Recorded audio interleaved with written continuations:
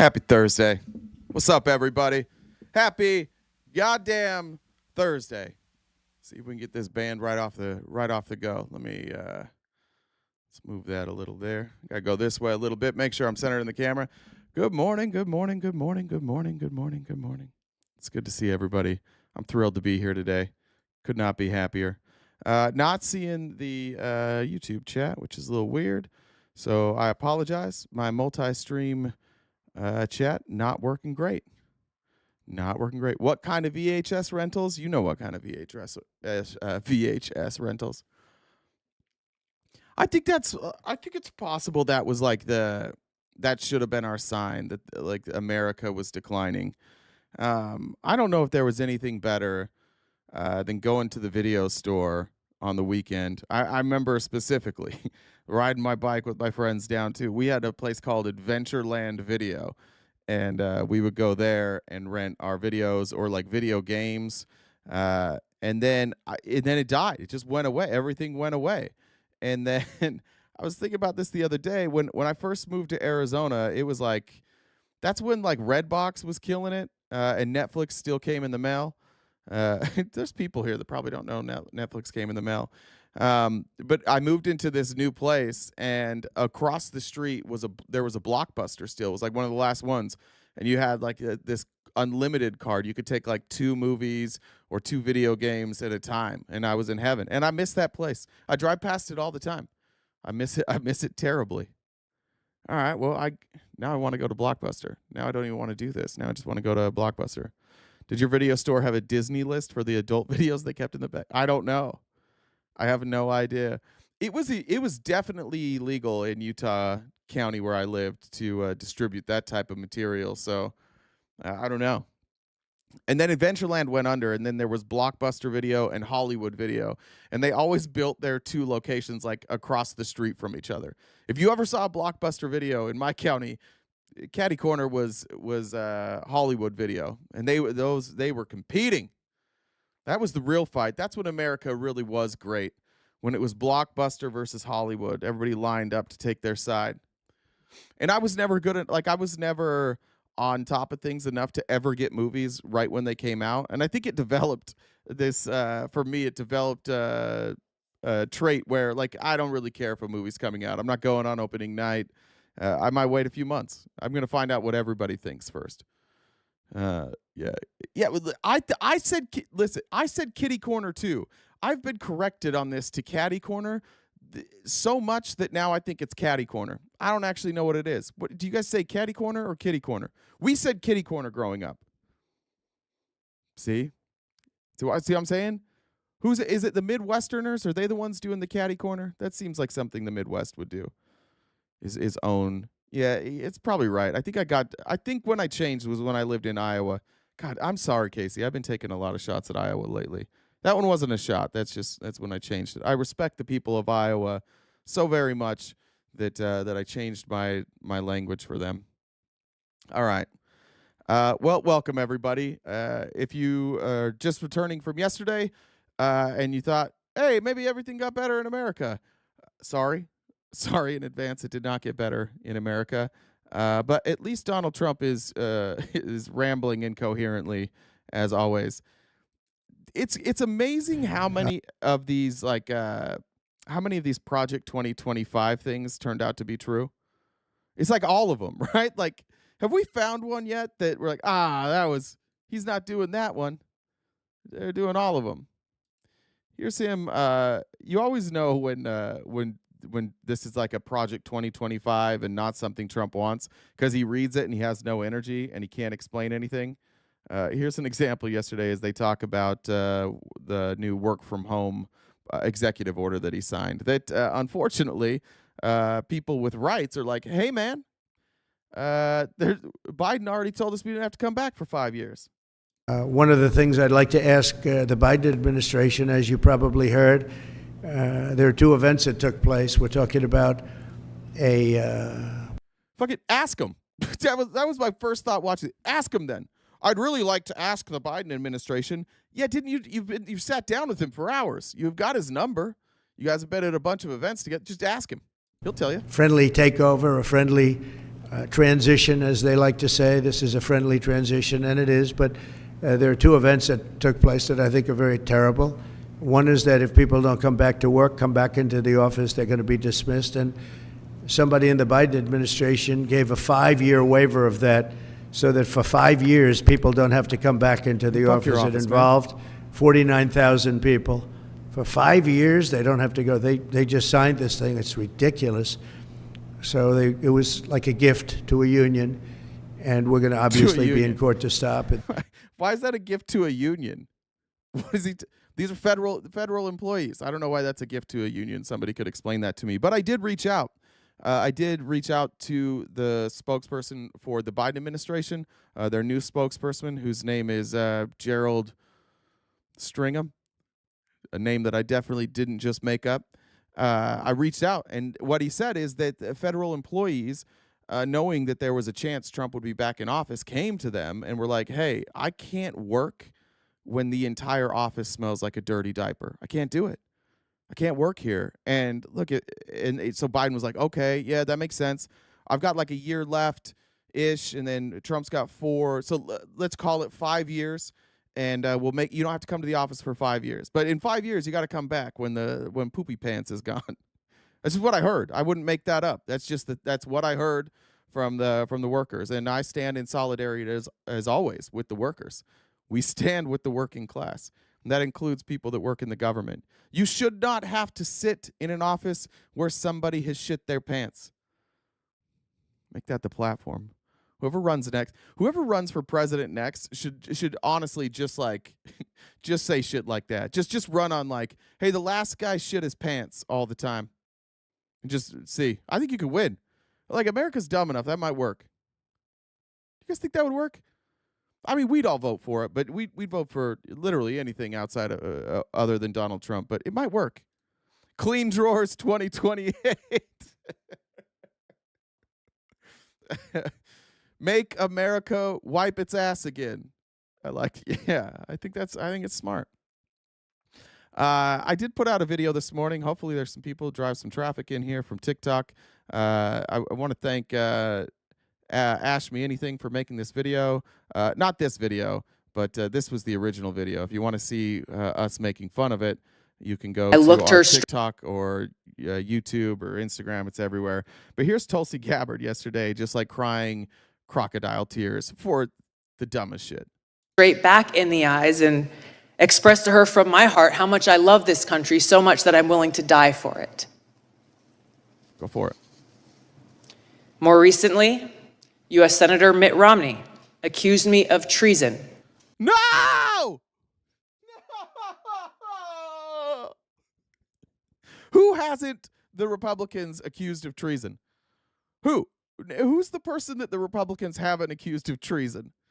These crocodile tears about the shit that they've been doing forever. And you know what? Again, I know that we don't like Mitt Romney around here, and I like Mitt Romney. I'm going to try and get him to be a guest one day. That's my goal. Before Mitt Romney dies, I want to interview Mitt Romney. But if Mitt Romney says something like she may be guilty of treason, you could probably take that to the bank. That's one of the most careful people ever. That guy does not like to say things that aren't true. He's very careful with his language. I don't think Mitt Romney's out there just like, yeah, I fucking hate Hawaii. I went to Hawaii for a week and it rained the whole time, so I'm going to accuse Tulsi Gabbard of being a Russian asset. No. You know how many people came to the Trump administration and were like, hey, can we go behind closed doors and talk about Tulsi Gabbard? Because there's some shit we really need to talk about. Yeah.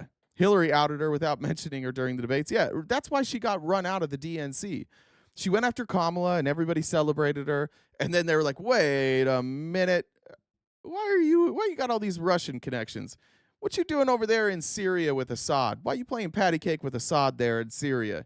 How come you seem to be so friendly to dictators, but you claim you're anti-regime change wars? By the way, like, this administration is the anti-war administration has just been executive order after executive order of, hey guys, we're going to do a whole bunch of regime change wars now. Like, that's our new foreign policy. We're going everywhere, and we're going to do regime change all across the world. Greenland, buckle up. Mexico, we're invading. Panama, we're going to threaten you. You better give us that now. They're all so full of shit. And to sit up here and pretend like, oh, I'm so offended. Shut up. a crime that is punishable by death under our laws. Oh. I challenged him to back this back. By the way, when's the last time somebody was put to death for treason? Let's see what let's see what old ChatGPT has to say. When was the last time someone in the United States was put to death for treason? Any guess? The 50s? We're saying the 50s, the Rosenbergs? Well, ChatGPT doesn't say the 50s. ChatGPT says 1862. Oh, there you go. CBF got it too. It was William Bruce Mumford who was put to death by Union forces after tearing down a U.S. flag in New Orleans following the city's capture of the Union forces. Damn. All he did was he pulled down a flag. Damn. William Bruce Mumford did not live any longer, but his sons lived on, and they made beautiful, beautiful music. So for that, we can be grateful. Let's finish with Tulsi. This serious allegation up with evidence. What was this based on? There was no response, no explanation, no evidence, and certainly no apology. Yeah, but no, everybody answered. I just answered. Why do you think I'm treasonous? Well, because you just keep hanging out with all these other dictators, and it's weird. It's weird, and you have clearance now, or you're going to get clearance, and we think that you're more loyal to them than you are to us, which is why you have abandoned every principle you claimed to have and cozied up with MAGA. Now they want evidence. Now, these accusations are often shrugged off as, well, hey, it's politics. People say things about each other all the time. That may be easy for some of you to say, but for somebody who wears the uniform, this is serious. I looked. Yeah, remember that one time you went on stage and you lied about Kamala Harris, and it's literally the only thing that you're known for now? You're known for two things: lying about Kamala Harris and probably being a traitor. Those are the two things that you're known for. I'm so tired of Republicans just getting up and complaining. Do the Republicans get tired of just like, we're always the victims? Shut up. Answer the question. Tell us about your relationship with Assad, please. Oh, I'm not going to talk about that. Oh, okay. Well, that's kind of why. How come everything you do is behind closed doors and with the Russians and with Assad? I don't know. Maybe we don't trust you. Maybe the fact that the other thing I'm tired of is I put my life on the line for this country. Cool. You still suck.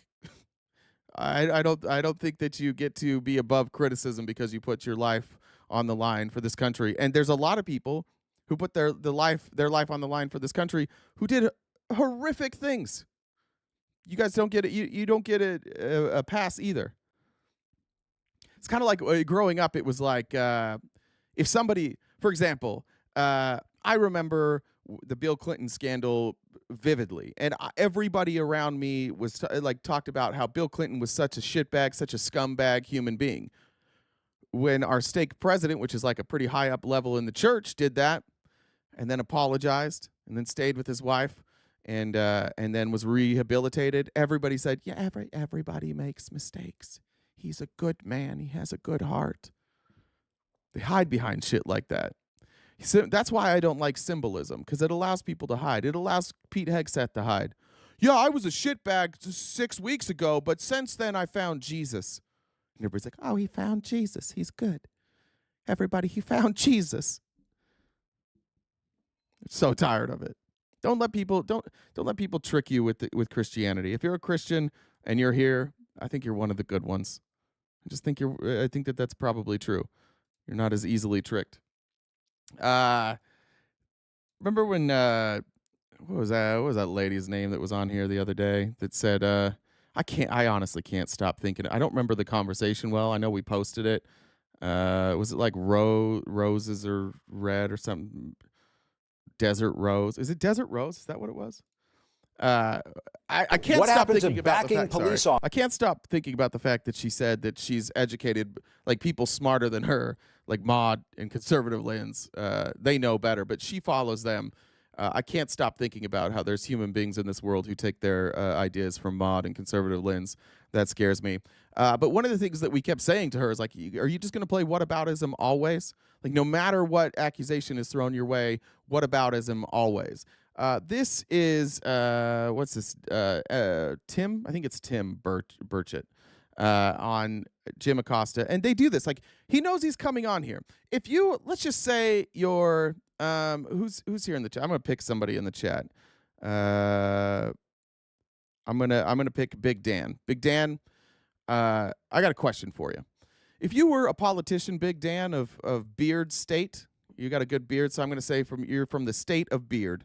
Then you get a phone call, Big Dan, from CNN. And CNN says, hey, Big Dan, senator or congressman from Beard State, would you like to come on for an interview real quick on CNN? And you said, sure.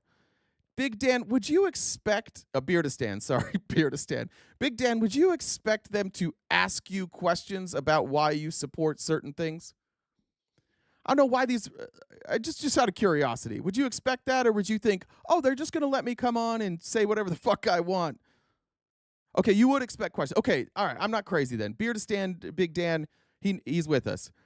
Why are they all so fucking surprised when the news asks them questions? And they're like, if you're just going to ask me questions that I don't want to answer, then why am I even here? I just want a monologue. Listen to all the whataboutisms here by Tim Burchett. This is the best cream of the crop MAGA, by the way. This is top level MAGA. To back the blue. What happened to backing police officers? Your party has said time and again, we back the blue.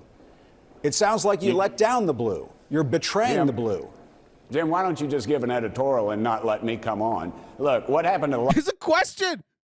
What happened to back the blue? It seems like you're not backing the blue. Look, if you're just going to do editorials and not ask me questions. That was a question. That's how it was phrased, as a question. Look, what happened in the last 4 years with police? What happened with all the riots that took place all across the country?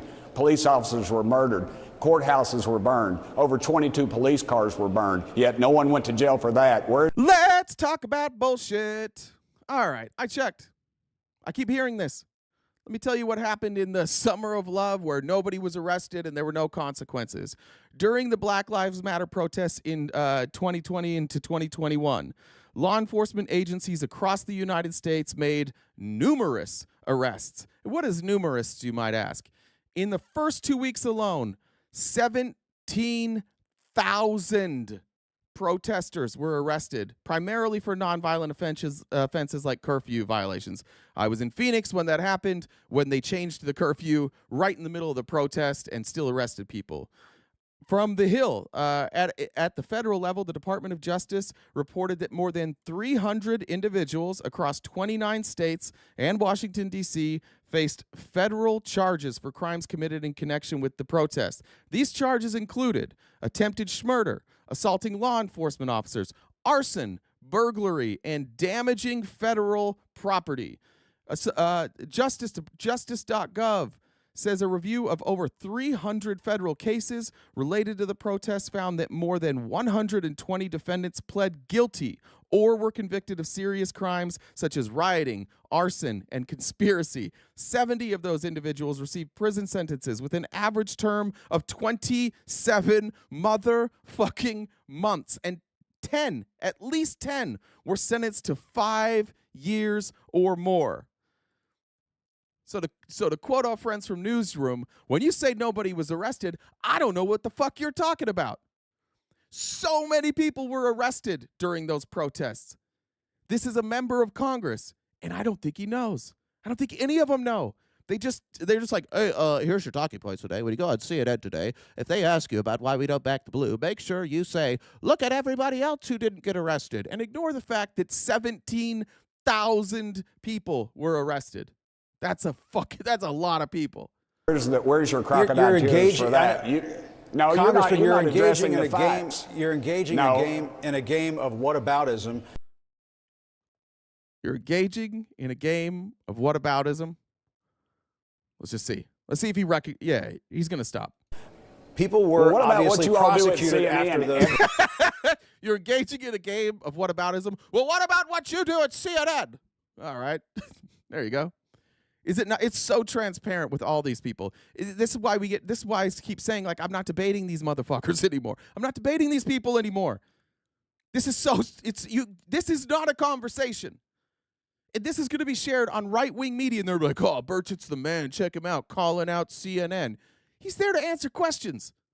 And he's playing whataboutism. This is why we can't come together, because every time we ask you guys a question, you go, well, what about? Well, what about? Well, what about? You did the what about. I answered your question. 17,000 people were arrested. Well, what about what you guys do on CNN? I didn't elect Jim Acosta. Nobody elected Jim Acosta. They elected this dude who appears to have borrowed a coat from a 70-year-old man, like a farmer. You can say what we want about John Fetterman, but he looks better than Tim Burchett. Every day. Every day. What are you all talking you've about done what is we're doing at CNN? We didn't storm the Capitol. These people did. And President Trump let them out of jail. Why not just say, you were wrong, Mr. President? Say it. Why can't you say it? Jim, as I said, individually, I don't know the case, but Yeah, I don't know. I got now. I'm through the talking points now, and I got through my script that I was sent. And other than that, I don't know anything. They don't let you know anything. I don't think you're allowed to be educated as a congressperson on the right. I don't think it's allowed. Fairly sure it's not. I hate showing this, but I'm going to anyways. I want you guys to know before I play this video that I am hesitant to show far-right figures because I don't want people to see that messaging and think that we're in agreement with their entire messaging of or any of their messaging, really. But there is this confluence right now of Elon Musk and far-right figures, and we keep agreeing, and we agree for different reasons, which is frustrating. I agree that Elon is a schmatzi because I think schmatziism is bad. And Nick Fuentes here agrees that Elon is a schmatzi, but he thinks being a schmatzi is good. I just want you to watch Fuentes, a far-righter, combat everything that Republicans are saying about both Elon Musk and like the bullshit about Laura Ingraham. And then the like straight up, like that was a serious Roman. It wasn't even like a subtle, like a wave, like one of these, like a Laura Ingraham. Remember when Laura Ingraham did that? That was a straight up like Sig Heil, like loving Hitler energy. that was like a straight up with intensity Roman salute. Yeah. Like everybody knows it. That's the thing. Like, you know why none of those people are coming out and saying, well, if Elon was doing that on purpose, not a single Republican will come out and be like, well, if he was doing it on purpose, then I'm against it. No. It's the fake news media. They did this to Laura Ingraham too. Yeah, she's also a schmatzi. I don't know if Tex is here. I don't know if Tex is going to be here or not. I don't think he cares. He was pretty upset with me the other day, and he and I will continue to message on the side. But he did say exactly what we said to everybody else. None of you care that you're associated with schmatzis because of the ideology, because you share the ideology with them. You are schmatzis. You just don't like being looped in with the Holocaust, which is why you don't brand yourself as schmatzis now. But you're the same. He was upset, saying like, oh, well, this is why we can't come together. And I disagree. I think we can't come together because you're schmatzis. I think that's the main problem. The main problem is, in order for us to come together with you, we've got to be like, yeah, schmatzis are all right. And we're not going to do that. And none of you will be honest about being schmatzis. So I don't know. I don't know what we do here. You're all lying about who you are. You're all lying about what you believe. Every politician that gets up there and lies effectively are your favorite politicians. Like, yeah, we threw off the scent again. Nobody is going to know what we really think. And I don't know. I don't really know where the line is for most Republicans. I would imagine that most Republicans that would hear this, anybody who would hear this would be like, no, that's not what I think. And no, we don't align with the schmazzies. But if you lay it out, belief by belief, they do. And none of those, almost nobody in Germany was like, you know what we're going to do when we take power? We're gonna round up Jewish people and we're going to annihilate them.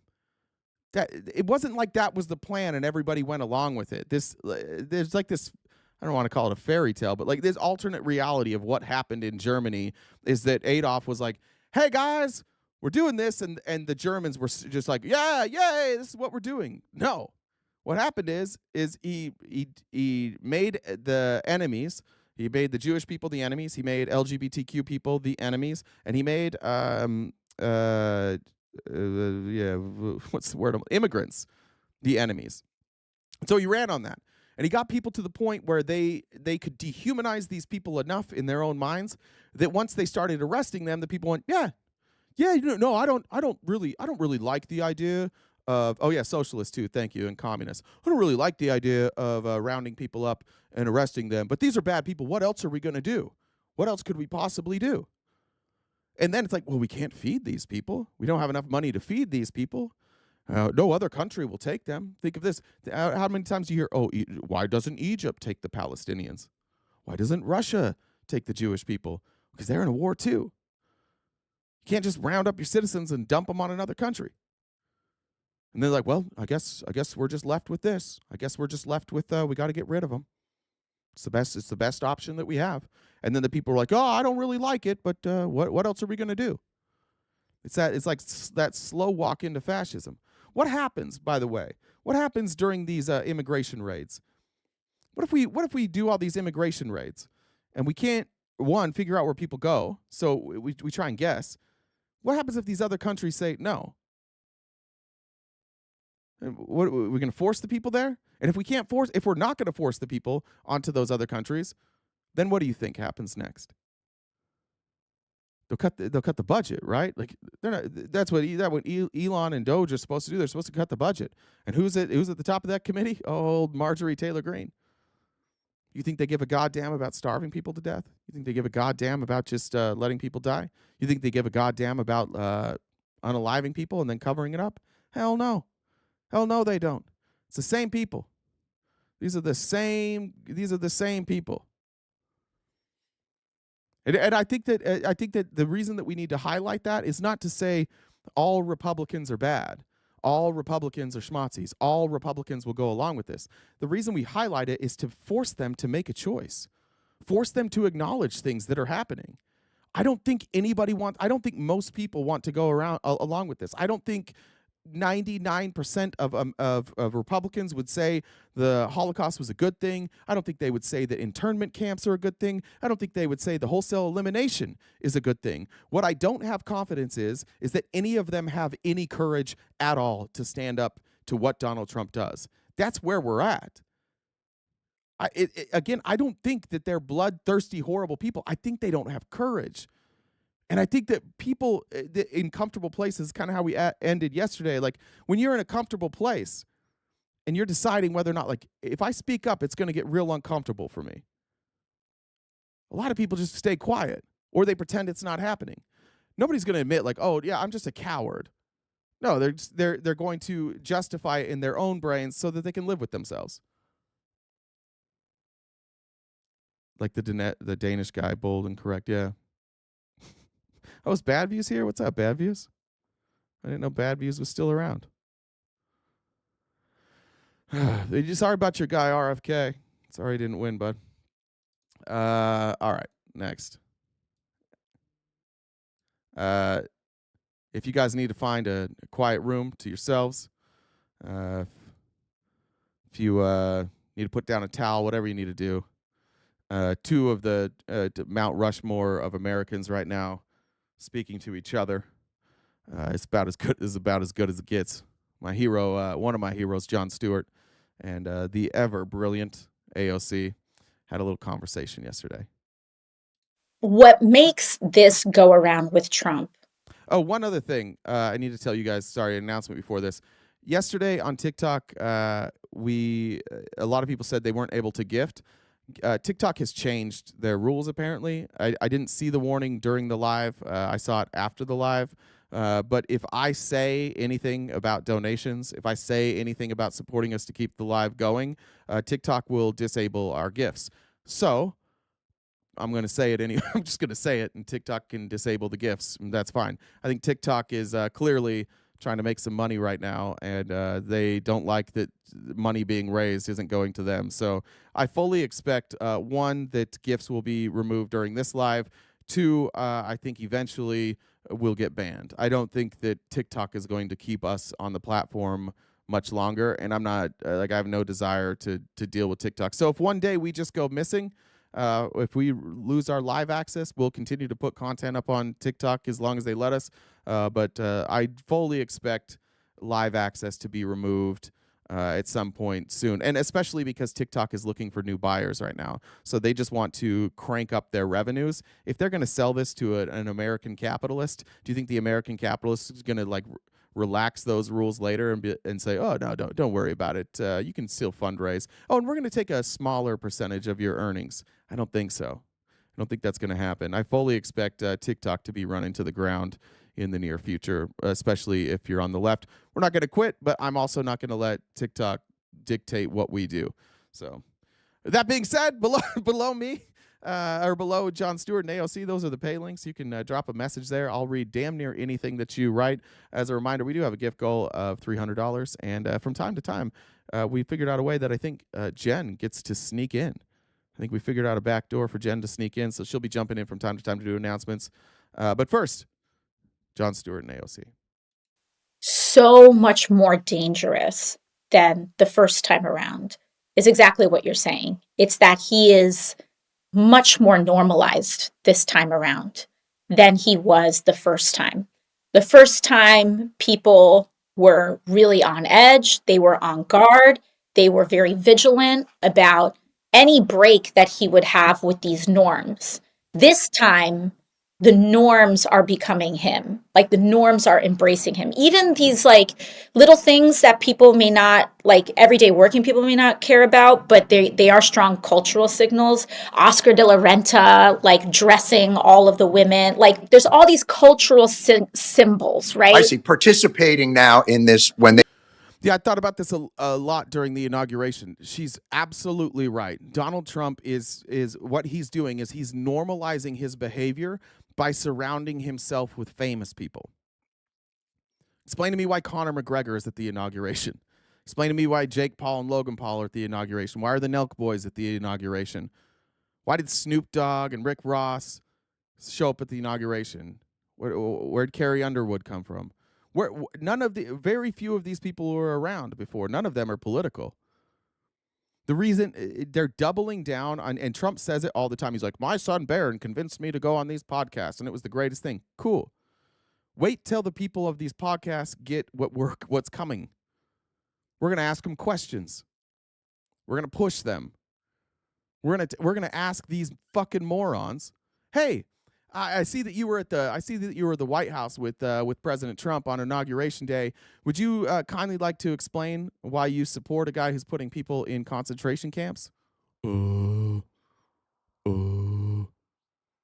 Hey, tell me about why you support a guy who put up Pete Hegseth. Wait till we cover what we cover today. The thing that Trump has done is it has absolutely gained him some spotlight, and it's allowed him to normalize these things. But the difference between us and previous fascist movements is the internet and the access and cell phones and CCTV footage, podcasts, live streams. All these people that he's bringing in, they make their money off of us, the public, and we can access all of them. And they'll go down, and Donald Trump won't do a goddamn thing for them. He won't run interference. The worst of them, the people like Conor McGregor, they will stick around because they're also guilty of sexually assaulting people, and they recognize the cover that they're given here with Donald Trump. But that's what she's talking about. They're normalizing all this shit so that the everyday American looks at it as, holy shit, we're unified. I don't know if you saw yesterday. Maybe it's still doing it. Let me show you what Meta's doing. Sorry to interrupt AOC. We'll get back to her. But let me show you real quick what Meta is doing. I don't even know how to navigate Facebook. I'm gonna go. If I go over to Trump's page and I go to, let's say, just his post. There we go. And I go to the comments of one of his posts. Let me pull this over here. Look at these comments. You're the best. Awesome. Amen. Trump is the best. The major colonizers of the earth have been predominantly white Western powers. That's, I don't know. Be gentle. That's all I ask. The USA is Donald Trump's passion. In 4 days, have you done more to speak in a way that the last administration never did? Congratulations. You're the first politician that delivers all his promises. No, can we get rid of the time change? Or now can we get rid of the time change? God bless America. Thank you. Where's the negative comments? If we know anything about the internet, is like commenters on public figures are overwhelmingly negative. Either way, it's overwhelmingly negative. There is absolutely no chance that they're not censoring this. Look at this. Every single one. God bless America. Congratulations. Now that's a positive-minded leader. Amen. God's heard our prayers. Bravo. Big Daddy himself. Continue functioning amazingly. Their fans have to endure this rebuild. Tell me you don't understand tariffs. There we go. There's one. We found one there. You're indeed the man amazing, sir, watching from Nigeria. They're absolutely throttling this. Like, Meta's on board with him. They are trying to normalize him. This is North Korea. By the way, don't forget the forced follow on Instagram. Let me clear that up. I don't think that anybody was forced to follow Donald Trump or JD Vance on Meta. Those are the official POTUS and vice president handles, and they automatically switch. So if you were following Joe Biden or Kamala Harris from their official accounts, those switch names, and that's why most of you would have been following them. I've seen people say that they've unfollowed and it forced people to follow again. I've never seen evidence that that's true. I've seen people say it, but I think that's actually what happened. I don't think that conspiracy is true. I've tried. I don't know if somebody has like a video of. I would just say, like, if you're gonna believe this that they've blocked and unblocked, I just want to see a video of it first. I want to see evidence that happened, because this happened last time when Biden won. There were a bunch of Republicans being like, "I was forced to follow Joe Biden. I was forced to follow Kamala." This happened last time too. So it's familiar to me. But if you have screenshots, great. Bree, will you send those to Jen in Discord? I'll be happy to play them. That's crazy. That is crazy. Okay. All right. Well, listen. If you guys have evidence, I would love to be wrong about. Actually, I don't want to be wrong about that. That is really fucking shitty. But yeah, this is North Korea. Everything he does is amazing. Everybody loves him. We're so unified. Does it feel that way? Does it feel that way in any of your lives? I don't think anybody feels very unified right now. They wouldn't have participated in the past. Exactly.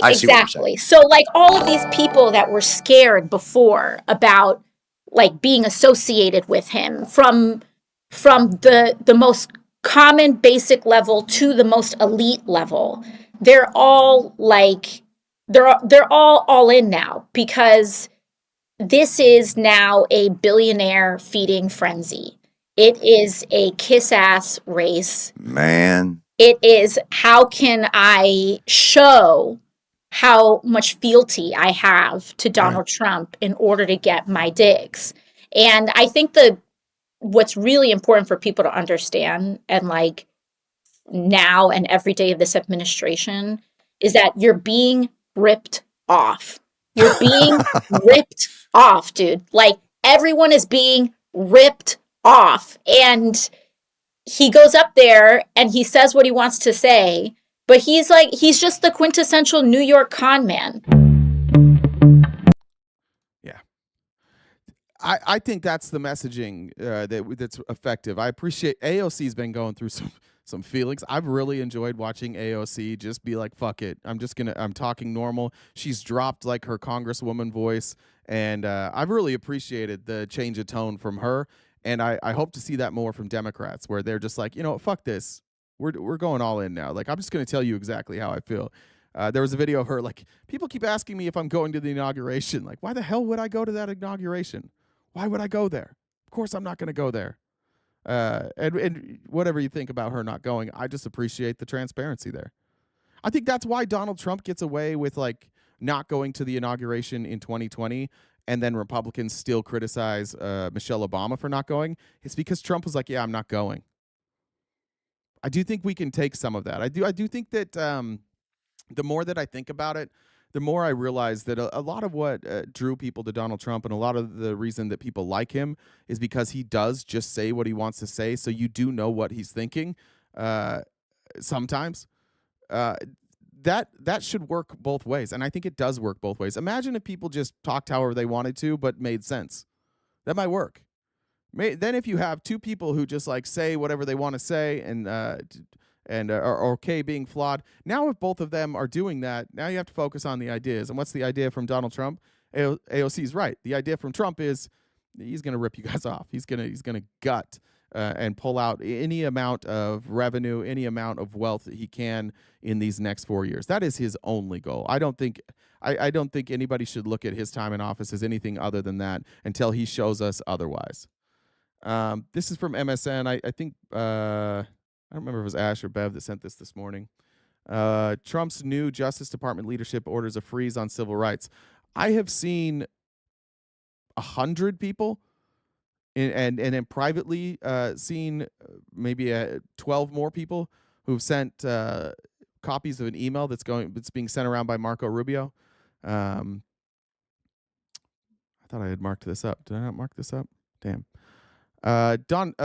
Trump's new Justice Department leadership has put a freeze on civil rights litigation and suggested it may reconsider police reform agreements negotiated between the Biden administration, according to two memos. Attorneys in the civil rights divisions were ordered not to file any new complaints, amicus briefs, or other certain court papers until further notice.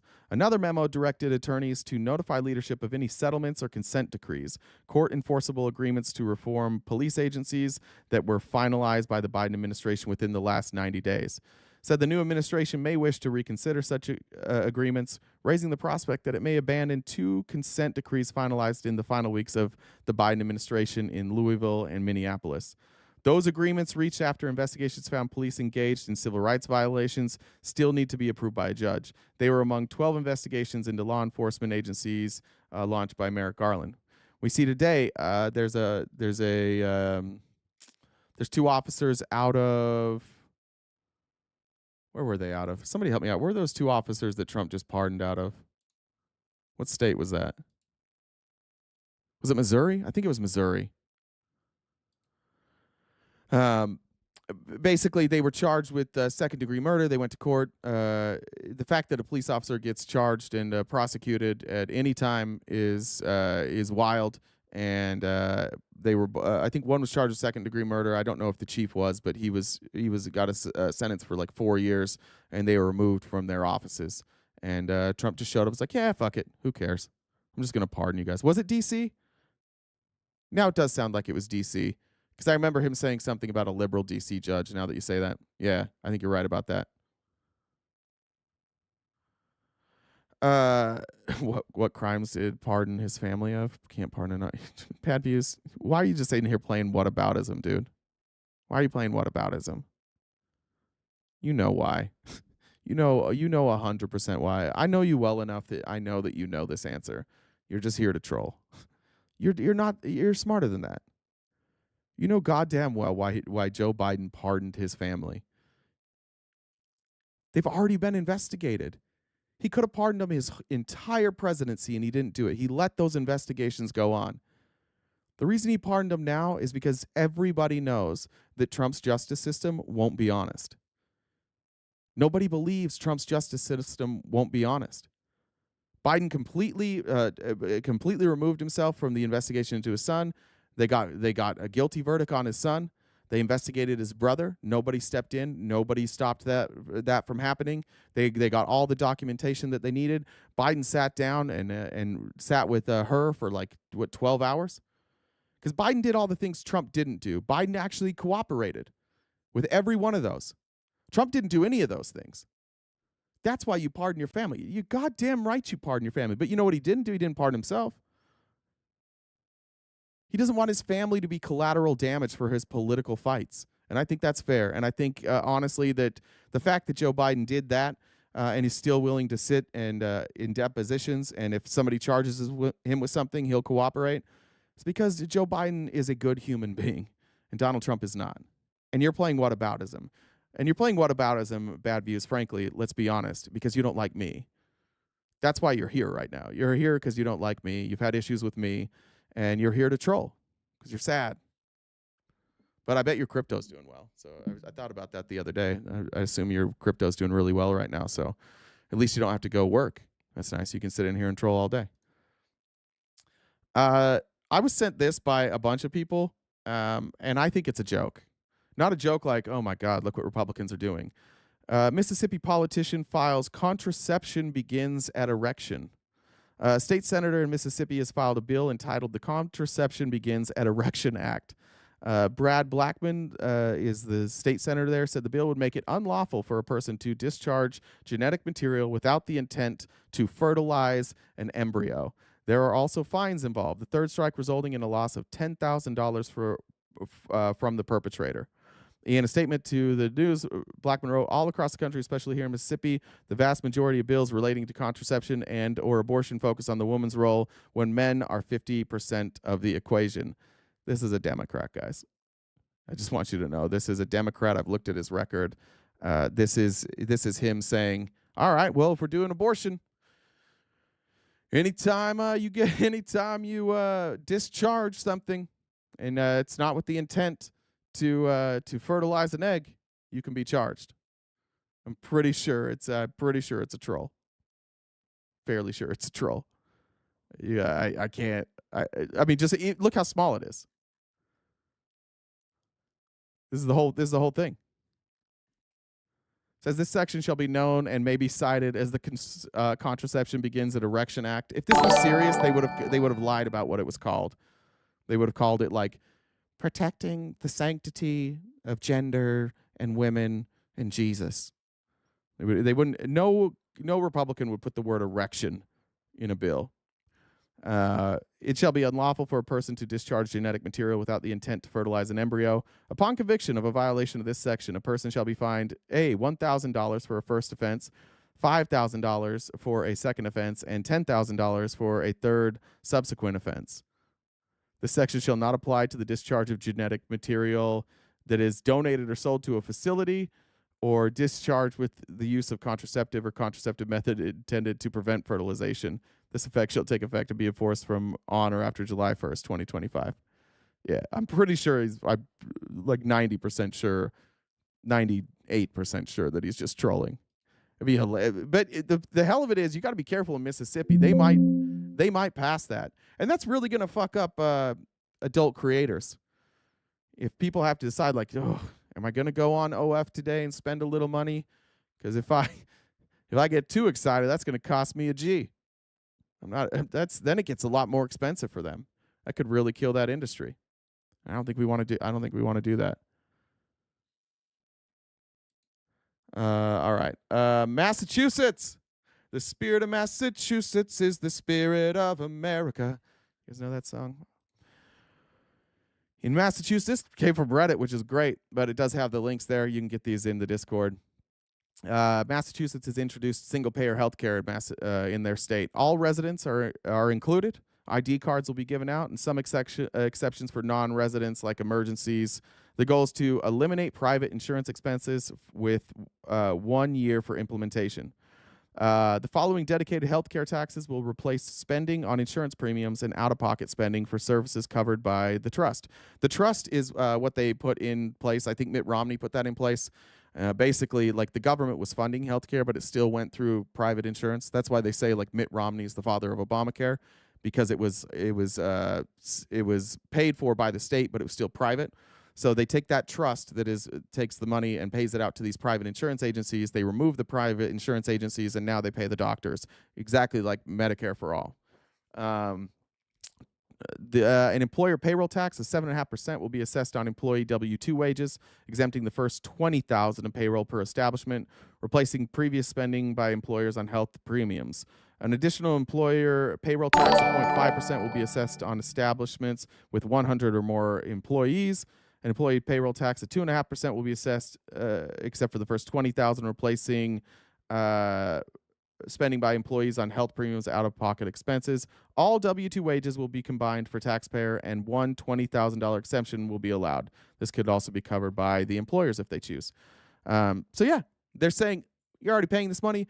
By the way, these health, I haven't looked yet at the breakdown. I'm going to guess that just to guess if anybody has it, but I'm going to guess that the breakdown on this means that people in Massachusetts will save money.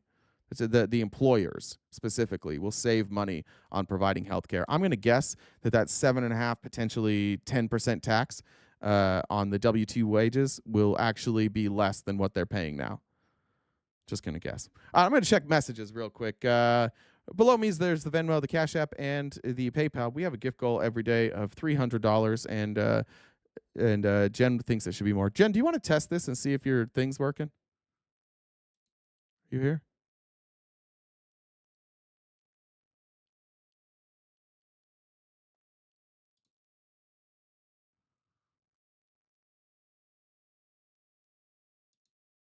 No, Jen. As who? Guys, we figured out computer stuff. Well, by we I mean Jen.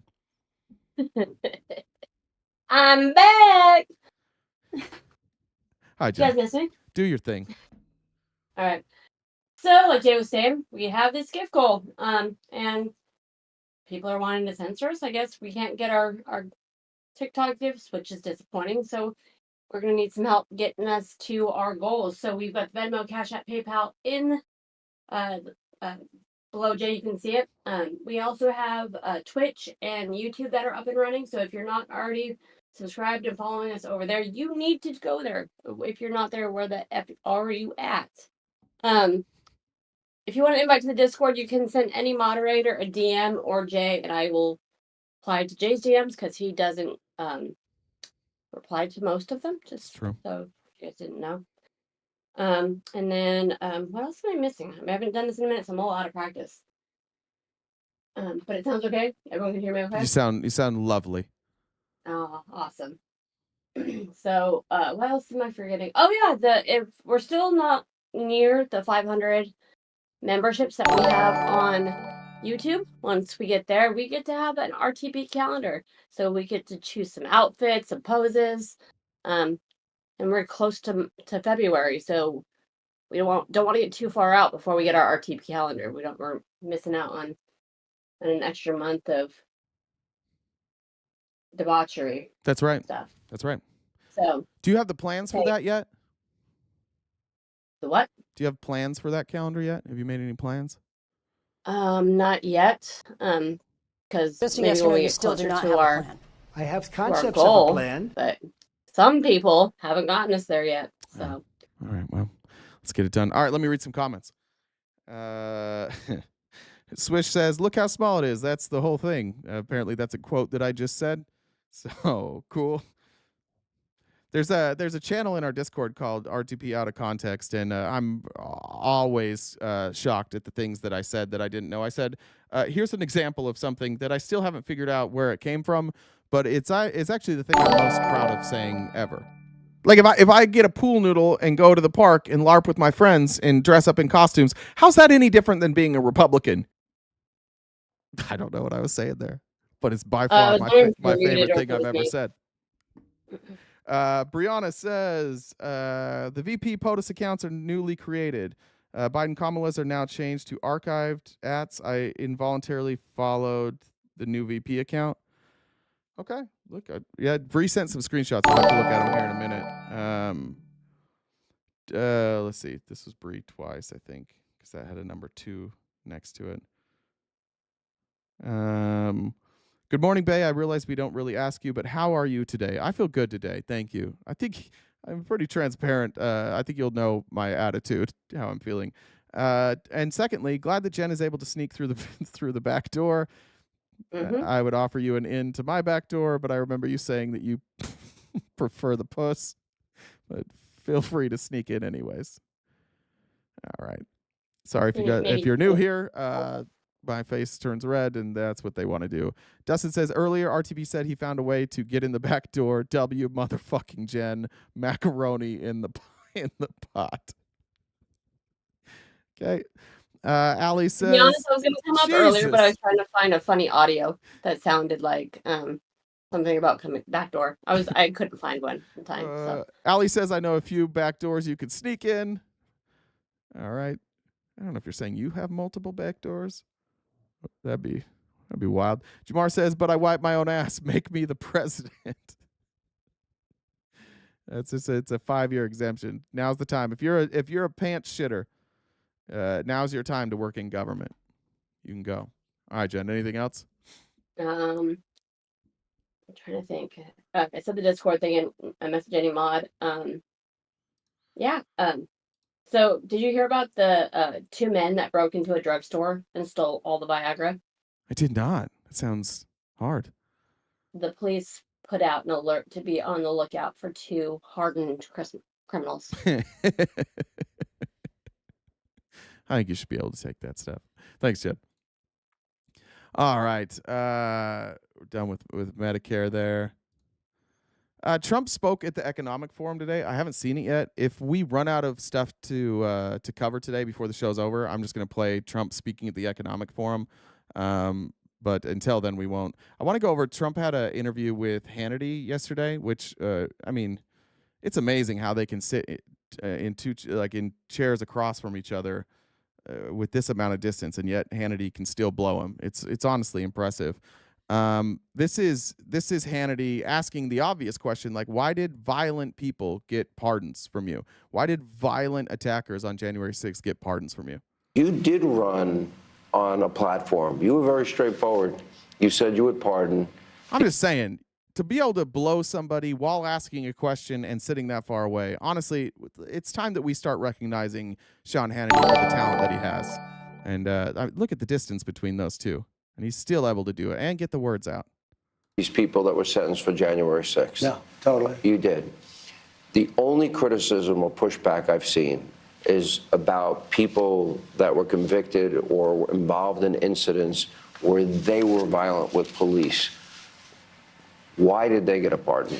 A number of reasons. Number one, they were in there for 3.5 years, a long time. Right. And in many solitary confinement, treated like nobody's ever been treated so badly. They were treated like the worst criminals in history. The worst criminals in history that I can think of mostly were put to death. They lived exclusively in solitary confinement. Most of these people that were in solitary confinement were violent criminals, and they weren't safe around others because these weren't like regular Republicans. Regular Republicans that went into the White House that day, into Congress that day, they went in. The ones that were like beating the shit out, those are lunatics. Like, if you can be convinced that an election's stolen, you attack Capitol Police, and you think that you, a fucking moron, is like the divider between liberty and the fall of democracy, then you're probably a psycho. So that's why you're in solitary confinement. And it wasn't that many of them that were in solitary confinement. I'll pull the numbers on this in a sec. And you know what they were there for? They were protesting the vote because they knew the election was rigged, and they were protesting the vote. And that you should be allowed to protest a vote. And you are. And protests are still happening all over the country. And the only ones that ever get arrested for protesting are the ones who break the law. Should be allowed to. You know, when the day comes, you shouldn't be able to invade the Capitol. No, ready? Most of the people were absolutely innocent. You hear what a pussy Sean Hannity is with this? Ready? Most of the people were allowed to protest a vote. You should be allowed to. You know, when the day comes, you shouldn't be able to invade the Capitol. No, ready? But you shouldn't be able to invade the Capitol, right? And Trump's like, I'm just going to keep going. Fuck you. It's such a they're such cowards. They are so afraid of him. Ready? Most of the people were absolutely innocent. Okay. Yeah, none of them were. None of them. None of those people were innocent. Here's some numbers. Determining the exact number of the January 6th defendants who were held in solitary confinement is pretty hard. because public records are limited. But there are reports of maybe several dozen people who were subjected to solitary confinement. All of those were violent criminals, that I can find. In April of 2021, it was noted that most of the 300 individuals charged had been released pending trial. So almost all of them didn't sit and wait in jail. Almost all of them were released, and they were able to wait until they went to trial. There were dozens that were deemed dangerous or at risk of obstructing justice or of being flight risks, and they were placed in restrictive housing, and a handful of them gave them a 23-hour daily isolation with like an hour to go exercise. That sounds like a lot of our lives anyways. In May of 2021, of the 398 defendants that were charged, 330 had been released from custody. That means that approximately 68 individuals remained detained while some were held in solitary confinement. So this is, and again, it's the Republicans' way to lie to you. A lot of people were arrested, a lot of people went to jail, and some of them were very, very violent. And they talk as if everybody was the same, and that just because there were non-violent people there, those that were violent should also be pardoned. But everybody knows what the truth is. Like it was just him getting goodwill. Perhaps if you want to be conspiratorial, maybe he needed the leaders of his private army back. Maybe he wanted, and by the way, those people are pledging their allegiance to him now forever. If Donald Trump ever needs somebody to be taken out, you can rest assured that one phone call to the Proud Boys or the Three Percenters or the Boogaloo Boys, just one phone call is going to take care of that. Not even a phone call. You can just back channel it. They'll take care of it. And they'll go to jail, and they'll do it willingly. They'll do these things willingly. They're not going to sell out Donald Trump.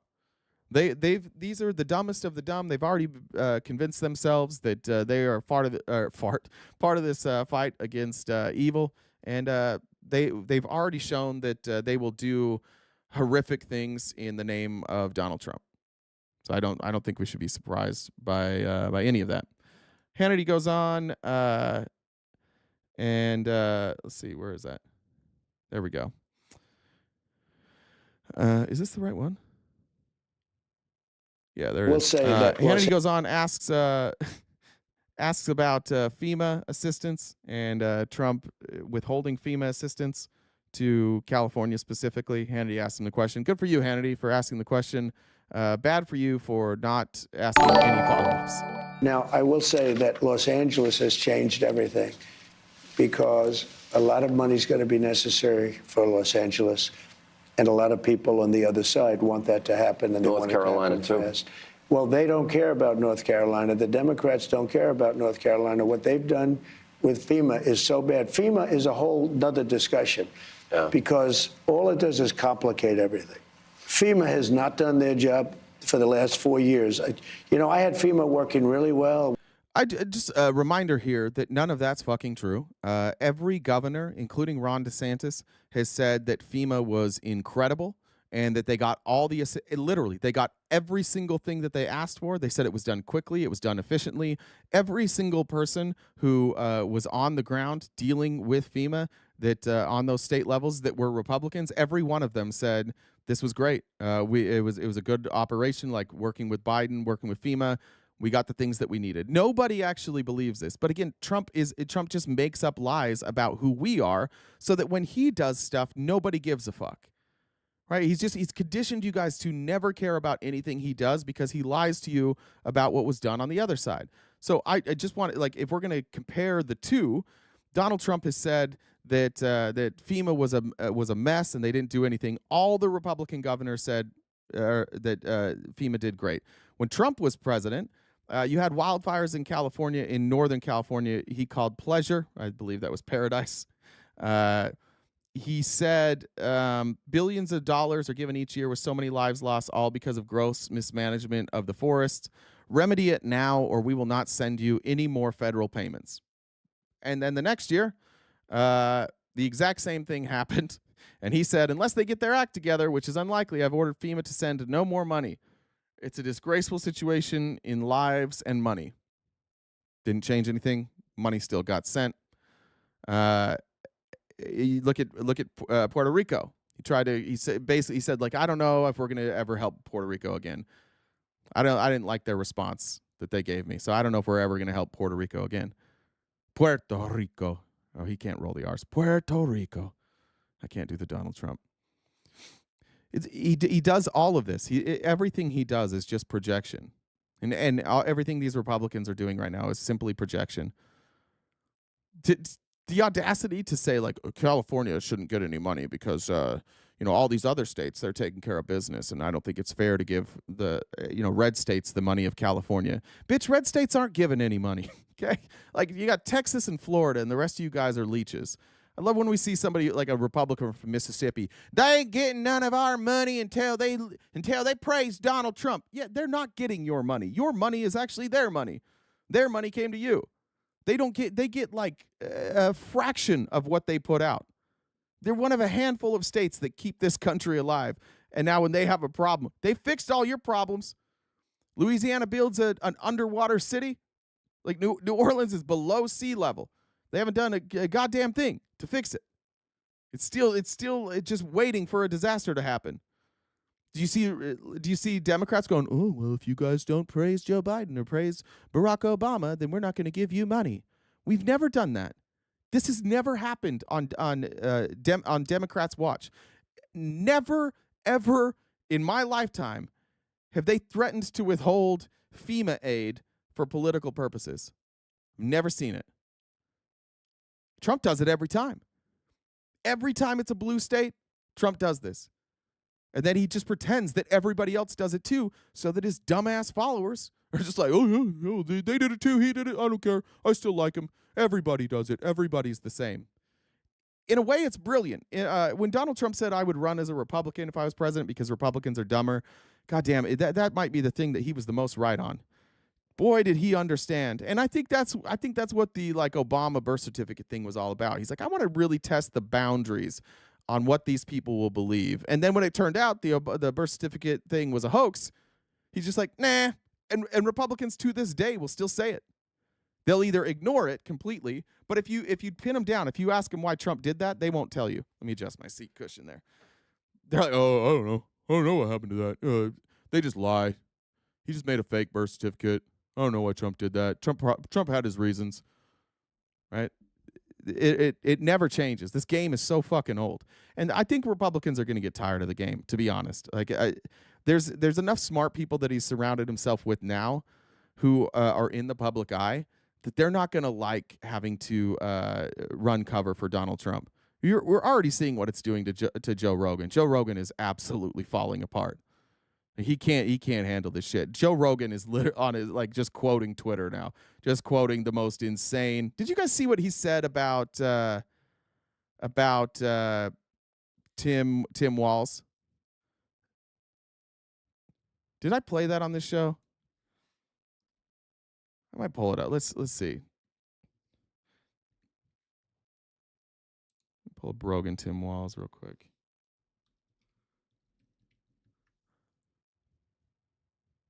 Yeah, here it is. I think I showed this, but sometimes I don't know if I showed it or if I just watched it 1,000 times. Listen how crazy. Like, look how mad Joe Rogan gets. And Tim Walz is like the best person ever to run for vice president. Like, just such a good person. If that Tim Walz cocksucker, if that guy got into power, like that's aggressive. It's an aggressive start. If Kamala died and Tim Walz, Tampon Tim, was our fucking president, you know how crazy this country would be? We would have school lunches. By the way, the reason he's calling him Tampon Tim is based on a debunked story that they put tampons in girls' bathrooms, and that makes people mad. That makes Joe Rogan mad. But it shows you like where Joe Rogan's actually getting his education.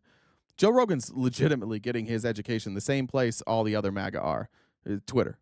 That weirdo who puts tampons in the boys' room. And what about our joy? Like, he's a complete pathological liar. Like a complete liar. Lied about being in Tiananmen Square. Lied about being a fucking head. No, he didn't. He didn't lie about being in Tiananmen Square. He said, I was there that year during the protests that led to Tiananmen Square.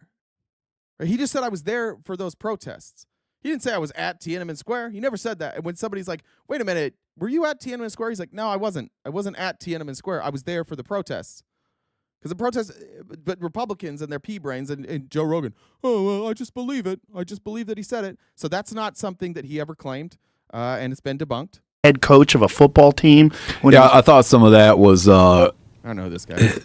just weird and how avoidable it was. He never said he was the head coach of a football team. He said he was a high school football coach. Other people ran with he's a high school football coach and like put out tweets saying like that he was the head football coach. And then when people were like, were you the head football coach? He's like, no, I wasn't the head football coach. He didn't say that. Other people did. 100% avoidable, but pathological liars, people that are habitual liars, they just lie all the time about everything. But there's a way you can do it where it's sort of like no one's ever going to know.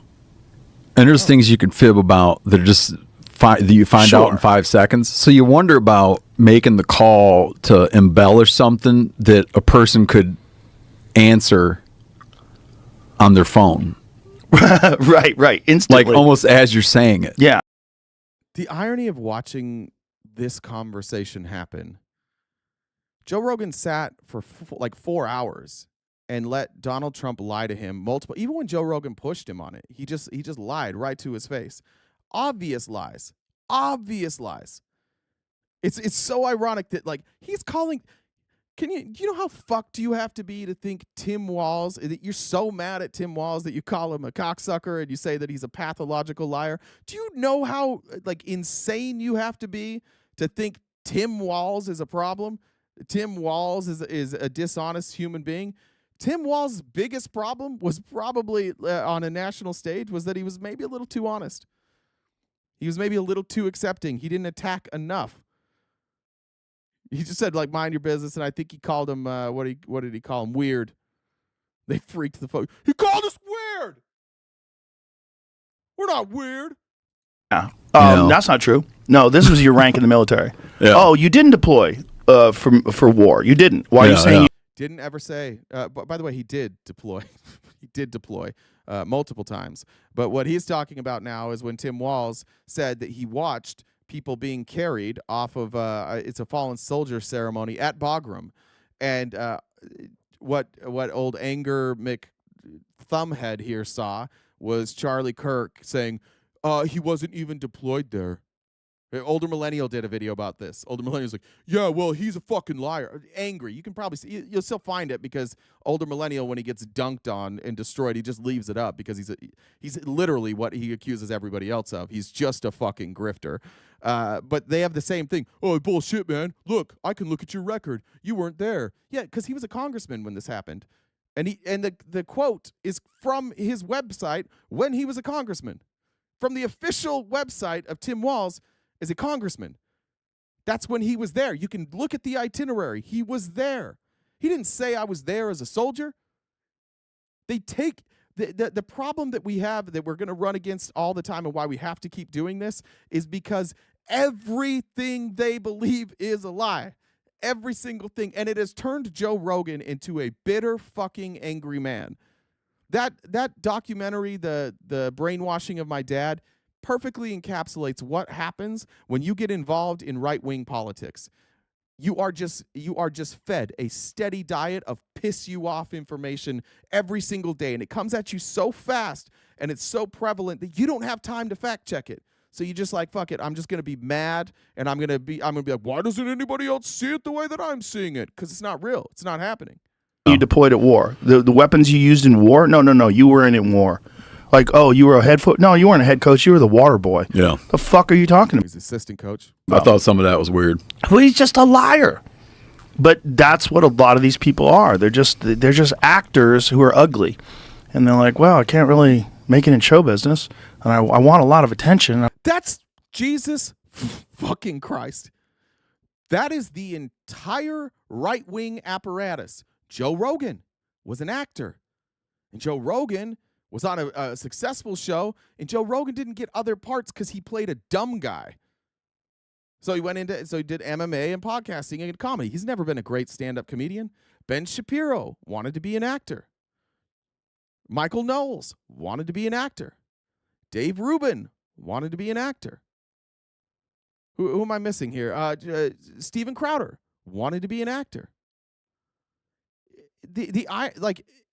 the irony is that everything they're upset about is actually happening to them. And it almost doesn't make me mad. Like, honest to God, it makes me sad. It makes me sad that that this type of rhetoric can capture somebody like Joe Rogan. Because Joe Rogan, he wouldn't have been on our side necessarily. Like, he was never on a side.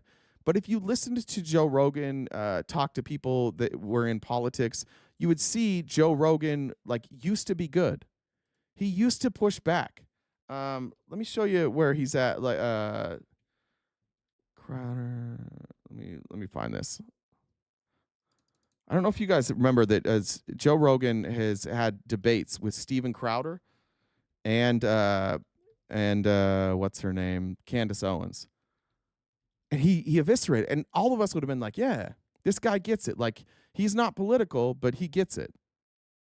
Let's see. Did they take it down? Here it is.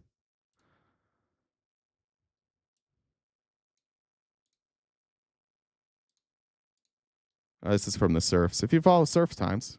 What evidence? You haven't given me shit. I've given you the argument. What and argument? You're continuing, fine, let's say there's no causation. Let's say that what they're talking about here, just so you know, they're talking about Colorado, and when Colorado legalized the Lord's lettuce, people claimed that there was an increase in traffic accidents. And there's no evidence of that. The evidence of that is that they would take people that got arrested for in traffic accidents for DUI, they would test them, and if there was traces of cannabis in your system, then you they would say, oh, this person was intoxicated. But that I know from experience. The last real job that I had to like delay getting hired like 2 months because I was such a heavy user that it didn't get out of my system in 30 days. It took almost 2 full months to get it out of my system without even partaking. So they're making this argument, and Rogan just keeps pointing out to them that, like, hey, dude, like what you're saying about cannabis is absolutely incorrect. It wasn't backed up well enough. Let's give you that argument. Okay. What's this, Jamie? And there's we're back also to some it, evidence that medical marijuana law smoke pot. No, that's not. I will ask this. I'm trying to say, what are the consequences of it? You come on my show. I would love to, and have a discussion about it in real time. I think. I don't think I've ever seen Joe this mad at a guest for this much of a prolonged amount of time. And he's probably really stoned, too. On top of everything else, he's probably really high, but still, this is like the kind of... You're in front of me right now. Why do I... There we go.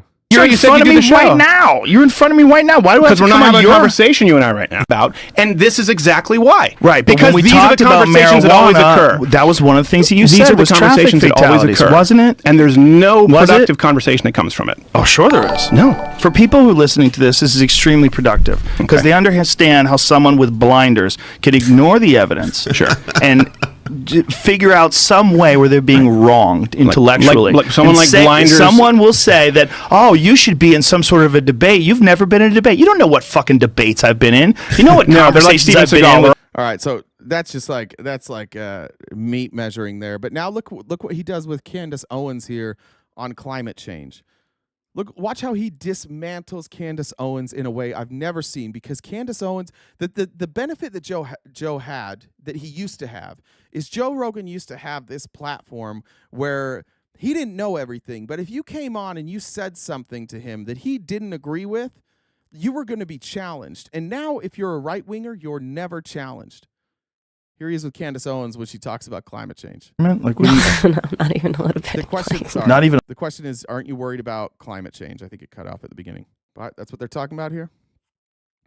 Trump just withdrew. So this isn't that long ago.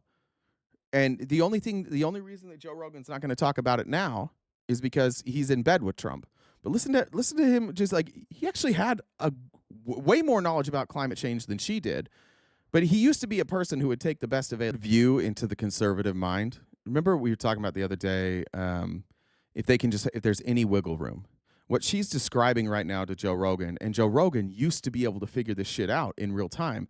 She's describing in real time to him, hey, I recognize that the overwhelming majority of science is against me. And by the way, what she's saying, 100% of climate scientists are against her. Everybody thinks that that we have an effect on the climate. So she's wrong, like by 100%. 100% disagree with her. But what she's saying, like, oh, well, if there's anybody in existence who doesn't agree with the scientists, I'm going to take their opinion because it matches mine. She's doing it in real time. He used to be able to see this. In real time, he was baffled by this. He's like, what the fuck? Like, what are you talking about? You're telling me that just because like some people said that climate change isn't real and they're on your side, like that you just aren't going to change your opinion? He used to be able to identify this. And this is what happens, like, and why we call it the CULT word. The reason that we say that is because people ignore reality and uncomfortable truths once they get in this position. But it's subjective if you're saying that there are some, and I don't think there's very little. There are some that don't get paid to go on TV. There's some that are not Bill Nye, who are not funded. Attack the source. Is this not Firefly, whatever that lady's name was that came on the other Fire Rose? Is it not the exact same thing? Now I'm being presented with data. Oh, well, I don't trust that source. In real time, Joe Rogan would see it. Quoting, you can see American Association for the Advancement of Science. It's quoting other sources. This is just the publication that's publishing the data. The data is right. It says right there. This is not a .com. Just the story's coming from a .com. They're showing the data here. And I agree, like if you're on a .com and they're showing data, you might want to double check the data. But just the wholesale dismissal, I'm not going to ever believe that I'm wrong, and I'm going to find a way out of this conversation every time.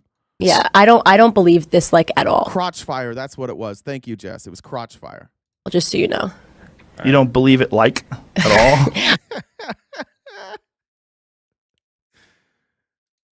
I know a lot of people didn't watch Joe Rogan before, but I did. Like, I watched Joe Rogan interview Bernie Sanders. It was it's the best interview of Bernie Sanders I've ever seen in my life. Joe was inquisitive. He asked good questions. He understood. He has said multiple times, long before Trump, like, I don't care, like, tax me more. If taxing me more means that people get health care, cool, tax me more. I don't give a shit. Now he's like, I'm getting taxed up the fucking ass here in Texas. No, you're not. You're just like, you just fell for it. You just fell for the shit. You got rich. You surround yourself with rich Republicans, and you guys make up excuses for why you shouldn't be taxed. So you make it like, there's massive crime waves. No, there's not. You just don't want to be taxed. Oh, our border's wide open. No, it's not. You just don't want to be taxed. Right? Whatever they can do, whatever they can focus on instead to not get taxed, they'll do it. Boofany, literally my dream is being on Joe Rogan's podcast. The one thing I have that most other people don't have is that I don't have any sort of ability to control what I say or like not argue with somebody if I think they're wrong. Especially when it comes to politics. So I think I would actually do all right on Joe Rogan's podcast, but I don't think I don't think somebody like myself would be welcome. He used to have people on. He had David Pakman on. He had on Kyle Kulinski.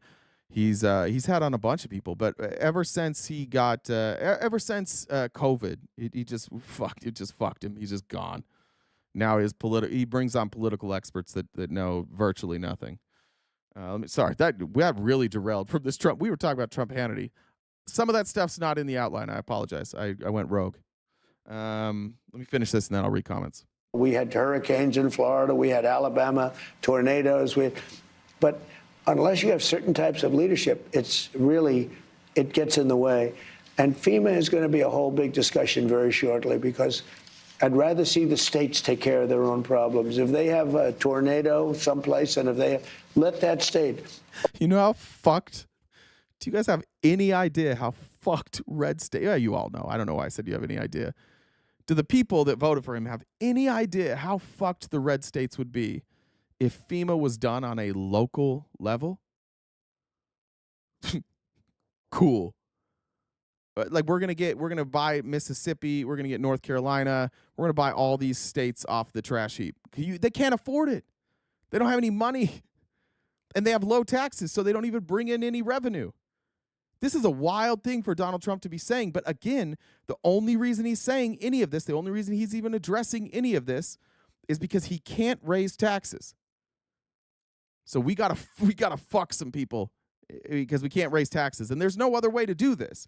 There's only one way to fix the problems we have in America economically, and it's raise taxes. That's the only option that makes any sense. So now he's like, oh, we got to cut funding for FEMA. No, you know what? We don't need education either. Let's get rid of education. And maybe if we produce more oil, we could get some tax revenue there, but I cut their taxes, so we're going to have to make cuts elsewhere. Oklahoma is very competent. I love Oklahoma. Yeah, Oklahoma. 77 out of 77 districts. And that's Oklahoma is not competent. They're just not. Oklahoma's fortunate that they have, I believe they still have like some oil money coming in. Otherwise, Oklahoma would be an absolute disaster.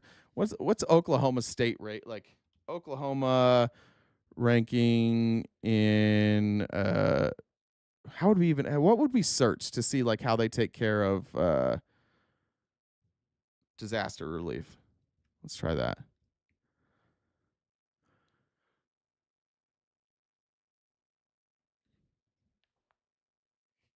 49th in education. Oklahoma is among the most disaster-prone states in the United States, experiencing a high frequency of natural disasters.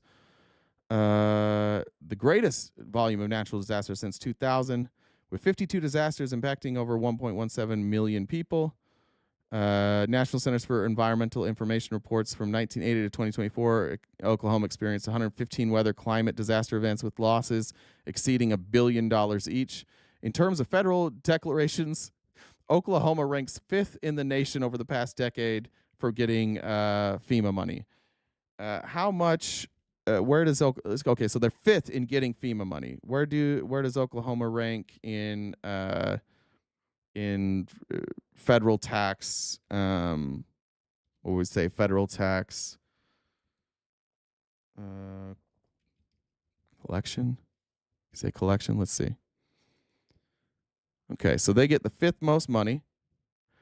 In the last year that I have here, they 29th. They bring in the 29th most money, and they take the 5th most money revenue. Yeah, revenue. On a per capita basis, they're 40th in the nation. This guy doesn't know what he's talking about. I love Oklahoma. They voted for me. They're doing very well. No, they're not. They're using money from California, from New York, from Texas, from Florida, from Illinois, from Pennsylvania, from Ohio. They're using money from largely blue states and a handful of red states, but they're not supporting their own. Oklahoma must hear this and be like, uh-oh, it's on a state level now? Welcome to watch all these red states raise their taxes. How else are you going to pay for it? Or just go bankrupt? How else do you pay for that? All right, back to Trump's interview here.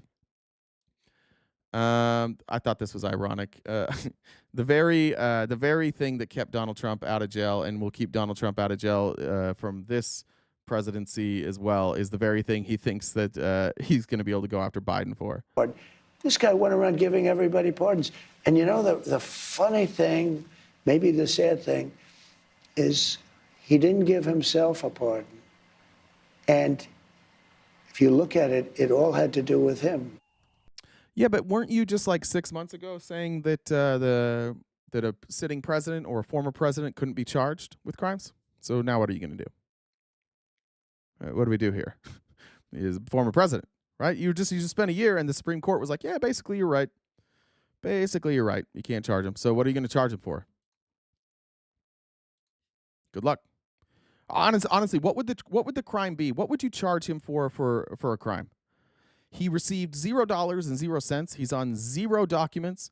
There is 0 evidence that he was involved in his son's business dealings outside of literally phone calls where everybody on the phone call was like, yeah, he just asked how lunch was and asked how we were doing. We never talked about business. What are you going to charge? What are you going to charge him with? But Trump has to say this because he got charged.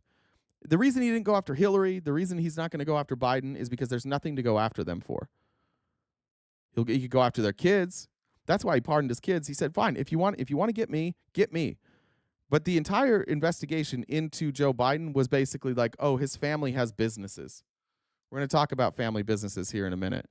Now, I'm old enough to remember November of last year and all of Trump's administration, and where they've been telling us like China was spying on us and China was the greatest enemy and we got to protect our kids.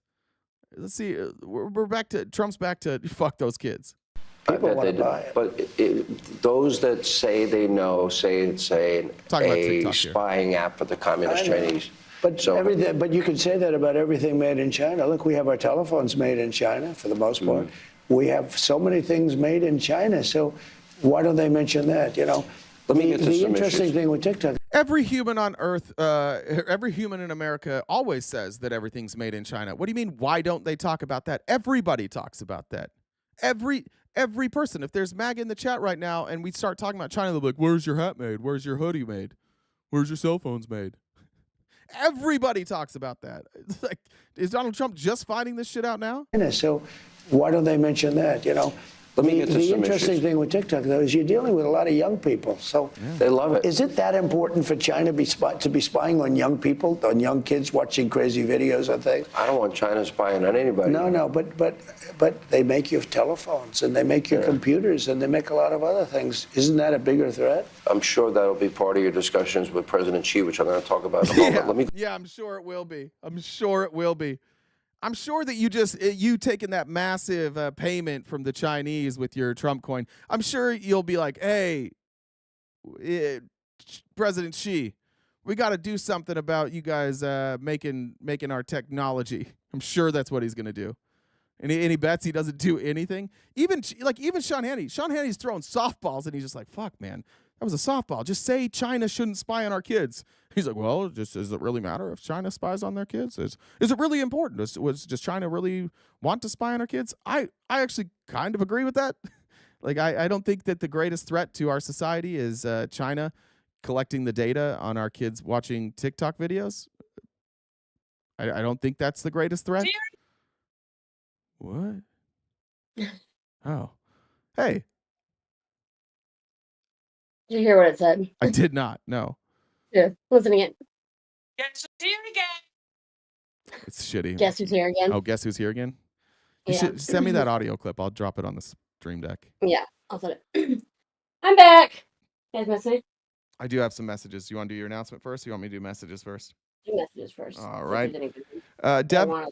Devin says, so Jen doesn't beat you up. Thank you, Devin. Appreciate that. Oh, I need to update the goal too. Wasn't me says, Orwell called, says MAGA needs to get off his purse. I don't understand that one.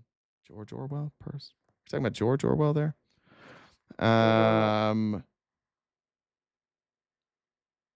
it's refreshing. Zane says, it looks like Snopes rated the claim that Donald Trump said Republicans are the dumbest group of voters as false. Did I repeat a lie?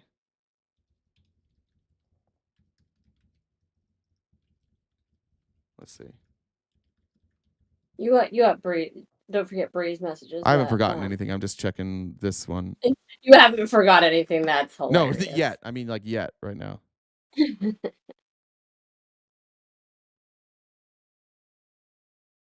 Oh, damn. Yeah, that's not true. Sorry about that. I'll stop that. Thank you. Who was that? Zane? Thank you. Appreciate it. I think I saw it with like People Magazine, and it looks like somebody edited an article to make it look like People Magazine. Interesting. The quote was, if I were to run, I'd run as a Republican. They're the dumbest group of voters in the country. Damn, I've repeated that a lot of times. My bad. Thanks, Zane. Jen says, knock, knock. Oh, while you're here. Knock, knock. Who's there? Donut. Donut who? Donut did a backflip. Oh, I see.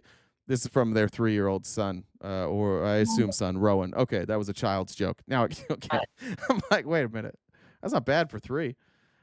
Toby says, I I wanna going to come in the back door, but the brown eye winked at me first. I think it was supposed to say I want to go in the back door, but the brown eye winked at me first. All right, got it. That's it. Go ahead, Jen. Where are we at for the total? You're doing the math. I'm doing it right now. Yeah. All right, so TikTok doesn't like when we mention going other places to help us hit our gift goals, so I'm here to do it anyway. Venmo, Cash App, PayPal. You can on Super Chat, if you want to send a Super Chat, we will get those over. Jay will read just about anything. So if you want to, say something nice, that's cool. If you want to say something, a joke, F Mary Banish, something that'll make him red. I like those. Those are fun for me. So we've got this gift goal that we're trying to knock out by the end of the show. We've got about 2 hours left. We go to about 1 Pacific Standard Time.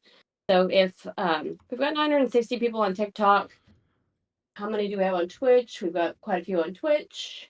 It looks like 31 on Twitch and a handful over Shows on me YouTube. 40 So on Twitch. what I see, it says Perfect. 31 viewers on my side. Neat. Maybe I'm seeing something wrong.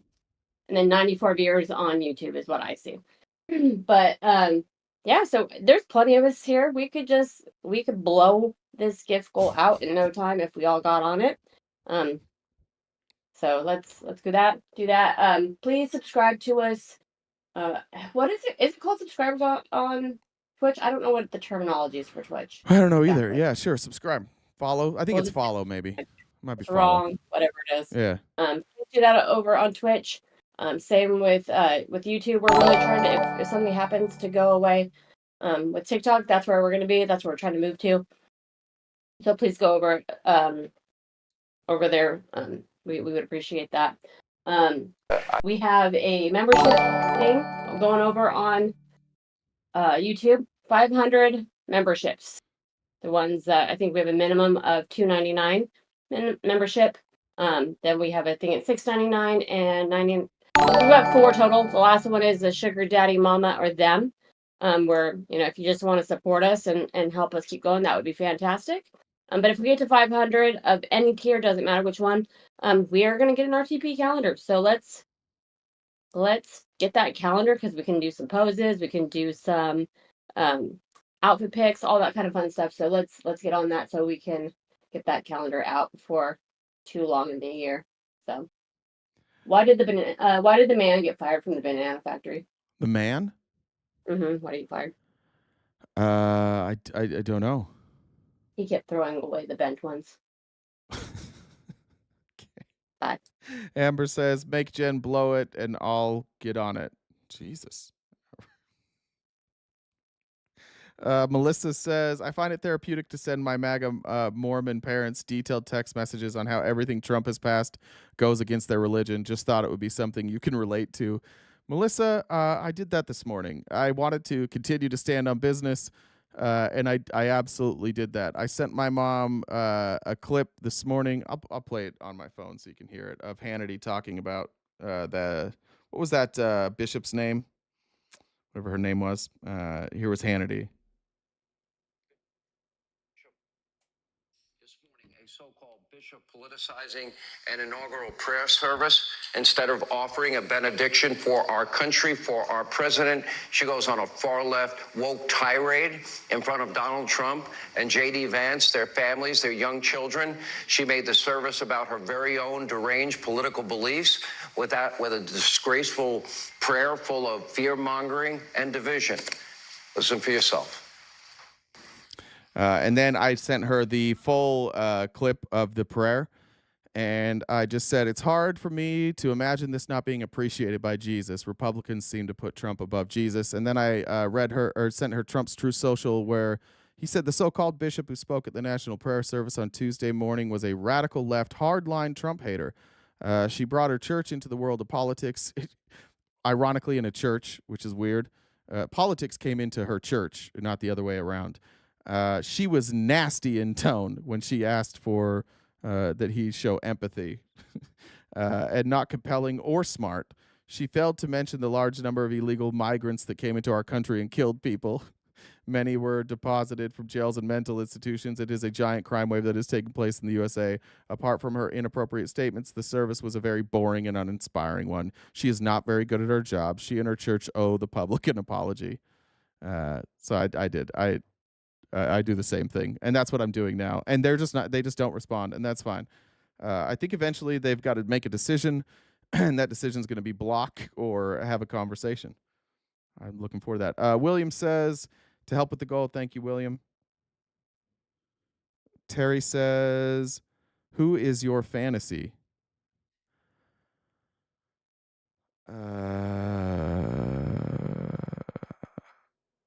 That's a good question.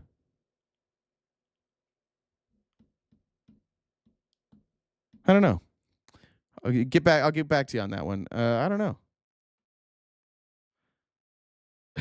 Well, I knew what you meant. What would you do with that fantasy? What would you do with that fantasy? I would probably not do anything. I don't know who that would be. I think it would be like some like fictional character, probably like someone from a movie. Sarah says, I'm here to help with all of the blowing Jen requested. Thank you. And I think I got them all. Thank you, Frankie, for the super chat over on YouTube. Appreciate it. All right, we'll keep going with Trump here. This is Trump now.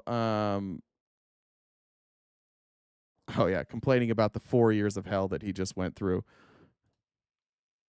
He pardoned everybody, but he didn't pardon himself. And remember this, those people that he pardoned are now mandated, because they got a pardon, to testify, and they can't take the fifth. Should Congress investigate that?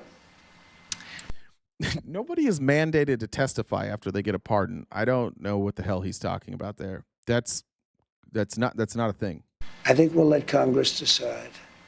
Would you want the Attorney General to investigate it? You know, I was always against that with presidents and Hillary Clinton. Hillary Clinton was investigated. I had Hillary Clinton, a big number done on her. Have you changed your... You tried. You did investigate Hillary Clinton. They found nothing. And I didn't want to... Well, I went through 4 years of hell by this scum that we had to deal with. I went through 4 years of hell. I spent millions of dollars in legal fees. But it wasn't your money. You just grifted that. And I won. But I did it the hard way. Just a quick fact check. I went to ChatGPT and said, did Trump win his trials? It says Donald Trump has not won his court cases against E. Jean Carroll. In fact, he's been found liable in multiple instances. In May 2023, a federal jury determined that Trump sexually abused and defamed Carroll, awarding her $5 million in damages. This verdict was upheld by a federal appeals court in 2024. Additionally, in January 2024, another jury found Trump liable for defamation related to statements he made in 2019, ordering him to pay Carroll $83.3 million in damages. He also lost both of his cases in New York. So when he says... legal fees, and I won. What he really means is he lost every single one. Every one that went to trial, he lost. What do we do about that? What world do we fucking live in? And Republicans are going to report they literally repeat this all the time. He lost all 4 cases. He says he won. But I did it the hard way. Yeah, the hard way to win is by losing. So I agree with him there. It's the hardest way to win. In fact, it's damn near impossible to win when you lose. It's really hard to say that they shouldn't have to go through it also. It is very hard to say that.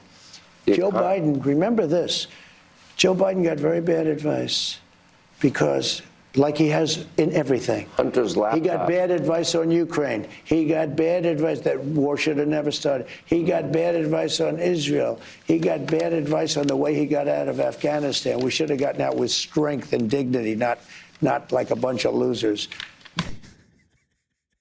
It was his plan. It was your fucking plan.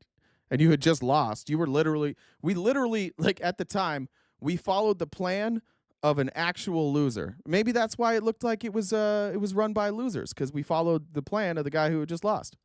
Joe Biden has very bad advisors.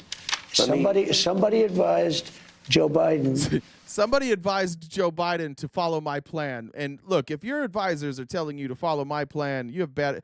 he's probably right. I think I agree with Trump here. Joe Biden's advisors should have advised him to start over and not do Trump's plan. To give pardons to everybody but him. They wanted to take care of. Yeah, but Sean, they wanted to. I don't care. They're yelling at me. This is Do you more hear that? I want to talk about the economy. I'm running out of time. I don't care. important because This is right now- more important. It's far more important that I finish trashing Joe Biden than we talk about the economy. The economy is going to do great. I want to know about I'm the here, economy. so the economy. But you have I'm to here. understand, he This has is great bad when I'm here. advisors on almost everything. He's the most bitter, like vindictive human. He can't let it. He won, and it's all he can talk about. You can't. All Donald Trump can talk about. He won, and he's still talking about what a fucking victim he is. Then Trump. We're moving back to California here, talking about FEMA and how he's going to obviously abuse FEMA for political purposes. And I said, I don't think we should give California anything until they let water flow down into there. It's from the north to the south. This is a political thing. I don't know what it is. You know, they talk about the Delta smelt. It's a little Nobody talks about it. Just you and your friends talk about it. tiny fish like this. I went out. They say it's an endangered species. Well, how Which is it it is. endangered? No wonder it's endangered. It's not getting any water. How do you?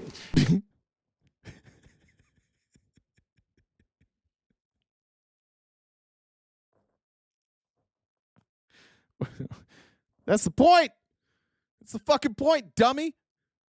They were running out of water, and the fish in the river wasn't able to live. So they needed to make sure that there was fresh water into the river because it goes down and it goes into the ocean. Let me show you. It's fucking dummy. I Googled the image. Let me show you what this looks like. All right. We can see here that shit, where? Let me search for it again. All right, we got the San Joaquin Delta here. Okay, this is coming into the marsh, and then we're gonna go upriver here. This is the Sacramento River. Nice little section there. That looks like a nice place to hang out. We're gonna go up the Sacramento River, and what happens is the river comes down here to the ocean. There is salt water. Okay, and the salt water kind of moves up, and it needs more. This Delta smelt needed good fresh water in order for it to survive. And this is this is the Sacramento River here. Takes a little turn here. We got steamboat slough, whatever you want to call it. Here's the river. We're gonna keep following the river. And as we zoom out, the river goes up here. It goes up into the mountains. It comes down from these mountains here, and it goes down there.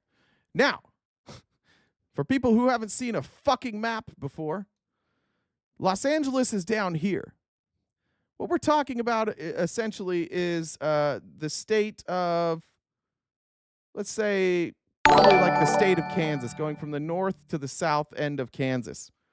The water comes out here into the ocean. In Los Angeles, it's down here. And I think what Trump thinks is that on a map, you see here at the top Canada, down here at the bottom you have South America. I think Trump thinks water just goes south. I think he thinks north is up, south is down, and water runs north to south. But as we can see here, this water runs into the ocean right about here. It's where the water runs into the ocean. And again, Los Angeles is down here. And the smelt is up here. And Los Angeles is down here. And you zoom out here, you can see a couple of reservoirs. Here's one right here. Oh, that's the Salton Sea. I've been to the Salton Sea. You guys ever been there? You want to learn something crazy in a second? All right. I'm going to show you guys something crazy in a second if we got gamers. There's reservoirs up here. And apparently those reservoirs had water in them. I believe there's a reservoir there. There's one there. There's one there. There's one there. There's reservoirs all through here. None of these reservoirs got their water from the Sacramento River. None of them. So this doesn't make any fucking sense. But while we're here, and where was that? And we go to the Salton Sea. If there are any gamers among us, we got anybody here that plays? Where is it? Right here. Anybody here that plays Grand Theft Auto? Look at this. I was here. I was playing a golf tournament over here. Yeah, right here. And one day I went for a drive before because I had a late tea time. I drove out here and I went to the Salton Sea and I came to a place called Desert Shores. And I just want anybody, like, can I get where's my guy? Just tell me where this is. You guys recognize this? Isn't this crazy? Watch this. If I go all the way to the end of the map here. Am I going the right way? I think so. Yeah. There we go. We come to this edge here. Isn't that crazy? For if you've never played Grand Theft Auto, you don't know what I'm talking about there. But I found the city. I found it. That's the place where Trevor lives. Anyways, we'll keep going. If you have a fish and you're stopping the water, isn't that going to hurt the fish? I did a show in 2009 from the San Joaquin. And I said, so he doesn't know about smelts. He can't figure out why there's the last thing they're going to do is blame climate change for these fires. That would be horrific. So that's who we've got. How much time do we have? 12:25. Yeah. One more time, just before we leave Donald Trump for today. I just want to point out one more time that the version of Jesus that these Republicans worship is not a version of Jesus that I think Jesus would be proud of, and I don't think Christians recognize this version of Jesus. I've played this video before, but I'm going to play it again, and we'll probably play it a lot because I love this video. This is GOP Jesus. Say unto you, whoever welcomes one of these little ones in my name might be letting in a murderer or a drug. Let's get her to a detention center, till we can figure out what's going on.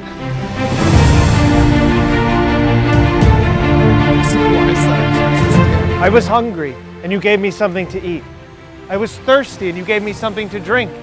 And behold, now I'm all lazy and entitled. You shouldn't have done that. Do unto others as you suspect they might want to do unto you. What is a man profited if he gain the whole world but lose his soul?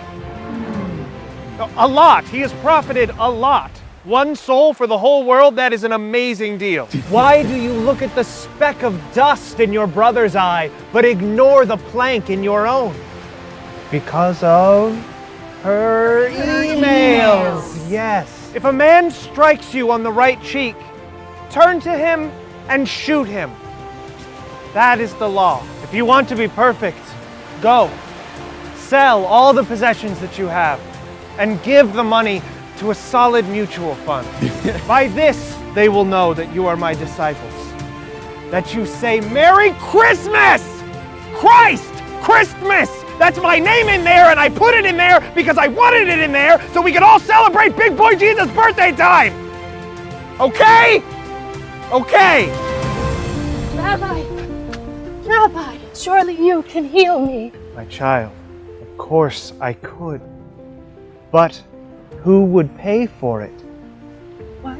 I don't understand. I don't have any money. Yes, it is a sad story, but it does not make me responsible. It is super duper easy for a rich man to enter the kingdom of heaven. The richer, the better, really. Maybe get a solid gold house, just to be sure. Love your neighbor as yourself. Unless you are better than your neighbor, then tell them that they're weird and you do not want to bake them a cake. You have heard it said, thou shalt not commit adultery. But I say to you, any man who looks upon a woman with lust in his heart should go ahead and do what he's gotta do. Lord, your followers grow hungry and we have only this fish and bread. Oh, sweet.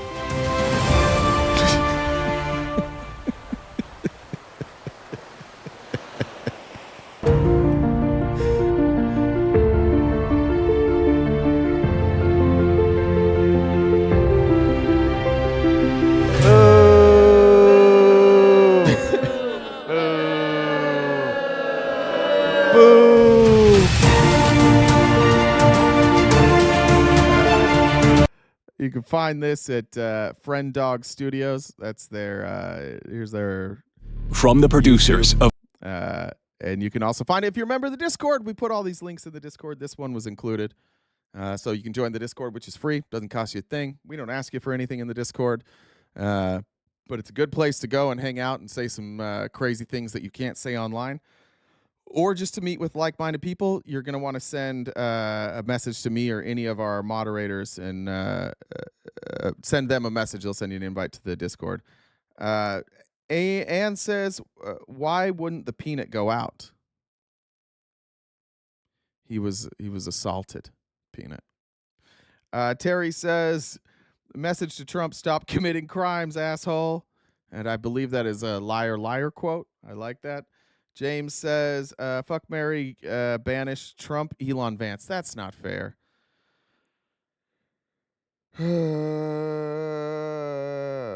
Okay, well, I'm definitely marrying Elon because I'm going to get half his money. Trump is gone, and I'm going to get after it with JD Vance, and I'm going to tell everybody. And I'm going to tell him that he enjoyed it because I bet he does. Because I'm attentive like that. I want everybody having a good time. So I'll make sure JD has a nice time. Brian says, taking care of the poor is literally in the Bible. You remember the Bible, Republicans? You know that thing you wave in the air when you scream at gay people? Yeah, that thing. If you open it up, they have some thoughts on poor people. Can you pick from your admirers, kiss, marry, unalive? No. I don't know who my admirers are. I don't know who. I'd have to have a list. Sorry. That was the best avoidance of all time. Sarah says, I'm here to help with all the blowing. Appreciate it. Let me update the goal real quick. While we're doing that, it's time for Bree's theme song. Bree's trying to fuck RTP. She'll make him better than a cherry. Bree's trying to fuck RTP. Bree's trying to fuck RTP. Got it. All right. Let me update that real quick. This font that Jen uses on the gift goal, it's called Luckiest Guy. And I do feel like I'm the luckiest guy on earth. Makes me remember that. All right. Did I do this in a weird order? Gotcha. All right. Remember we were talking, the last time we were talking about like the PayPal mafia, we were talking about the theory that possibly the exit for these tech bros was going to be Dubai. In the United Arab Emirates, they all have projects there. Elon's putting a school there. Trump has 3 projects that are going in the UAE right now. I'm starting to get a more clear picture, I believe. And I came across something that many of you have probably seen. There is a story that Benjamin Netanyahu released a Gaza 2035 post-war reconstruction plan. Fact-checking it has been difficult because although it was put out, Netanyahu hasn't yet to confirm if it's his or not. It is widely considered to have been published by his office, but they've been pretty quiet about it. This circulated in May of 2024, I think. First, it was picked up by the Jerusalem Post, which is an English language center-right Israeli broadsheet. Center-right Israeli broadsheet? I think they meant broadcasting. I don't know. And it's been picked up by a bunch of right-wing networks since then. So if this is fake, I apologize. Dazeen has covered it. Al Jazeera picked it up. There's been a lot of people that have picked this up, but I wanted to show it to you because I do think it links. In this article from, this is the Architects newspaper, it kind of shows a little bit of like the plan. They say that this gives a glimpse into what the Likud party has in mind for Gaza's future. This is all AI-generated stuff. You'll notice here some massive buildings. Looks a little Dubai-ish, right? You have, I assume this is like farming here, some factory farm, or not factory, yeah, maybe factory farming. You see it farming out through there. I'm going to guess these are like golf courses or parks. Beautiful. This is their plan, allegedly. There's a 3-step master plan to build what he calls the Gaza Arish Surat Free Trade Zone. Sorry, Sorry if Athena's here. I said all that wrong. Don't yell at me. The plan was first reported by Jerusalem Post and Al Jazeera. It would encompass 141 square miles that make up the Gaza Strip, where more than 34,000 Palestinians at the time of this writing had been killed. UN officials reported that over 70% of Gaza's building stock has been destroyed, and that it would cost $40 to $50 billion to rebuild. This prompted one UN official to say, "We have not seen anything like this since 1945. For those who are history buffs, he's talking about post-World War II Germany. The PowerPoint affirms that the GRA would not deliver Palestinian statehood and makes no reference to a two-state system. Instead, by 2035, Gaza and the West Bank would be placed under the nominal administration of the Palestinian Authority, and Israel would be responsible for the free trade zone security. They call it Netanyahu's Singapore vision. If you're familiar with Singapore, it looks and sounds an awful lot like that. Let me show you the slideshow here.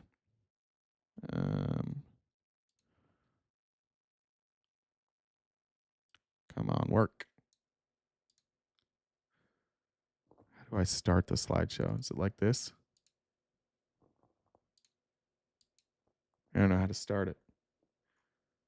All right, well, you're just going to look at it this way. City, here's the city here. That's the picture I showed you guys earlier. This is a map of, I can't read any of this, but I read it in English before. This is a map of their rail systems that will go through the Middle East here. You'll notice that you have, along with business, you have construction. They're showing like these are the phases. This is what it looks like now. It'll go to this. We'll have construction. Then it'll go here. The very futuristic. This part, though, gave me pause. One of the things that they add in as part of this plan, a main part of this plan, is that there will be a sector of the city that will be designated for manufacturing electric vehicles. And I just want to show you what those electric vehicles look like. Zoom in here. And then here in the parking lot. Does electric vehicles look familiar to you guys at all? You'll notice just offshore, a bunch of oil rigs here. It's important. I don't know what these are. That might be water tanks. That's the plan. Now, again, I can't read any of that stuff because one, I don't even know what language that was written in. But let me show you some of the reasons that I believe that this is real, and not. I don't think we should ignore the fact that Netanyahu hasn't said that this isn't the plan. I think that there's just enough pressure on him right now that he can't really say this is the plan, but it's a nice thing to float out there. I started thinking about this because of this comment from Donald Trump the other day during when he was signing executive orders. Confident are you, Mr. President, that you can keep the ceasefire in Gaza and conclude the 3 phases of this deal? I'm not confident. That's not our war, it's their war, but... All right. How confident are you about keeping the ceasefire? Not confident. And we're hands off, by the way. We're not doing anything with this anymore. So just let them do their thing. I'm not confident, but I think they're very weakened on the other side.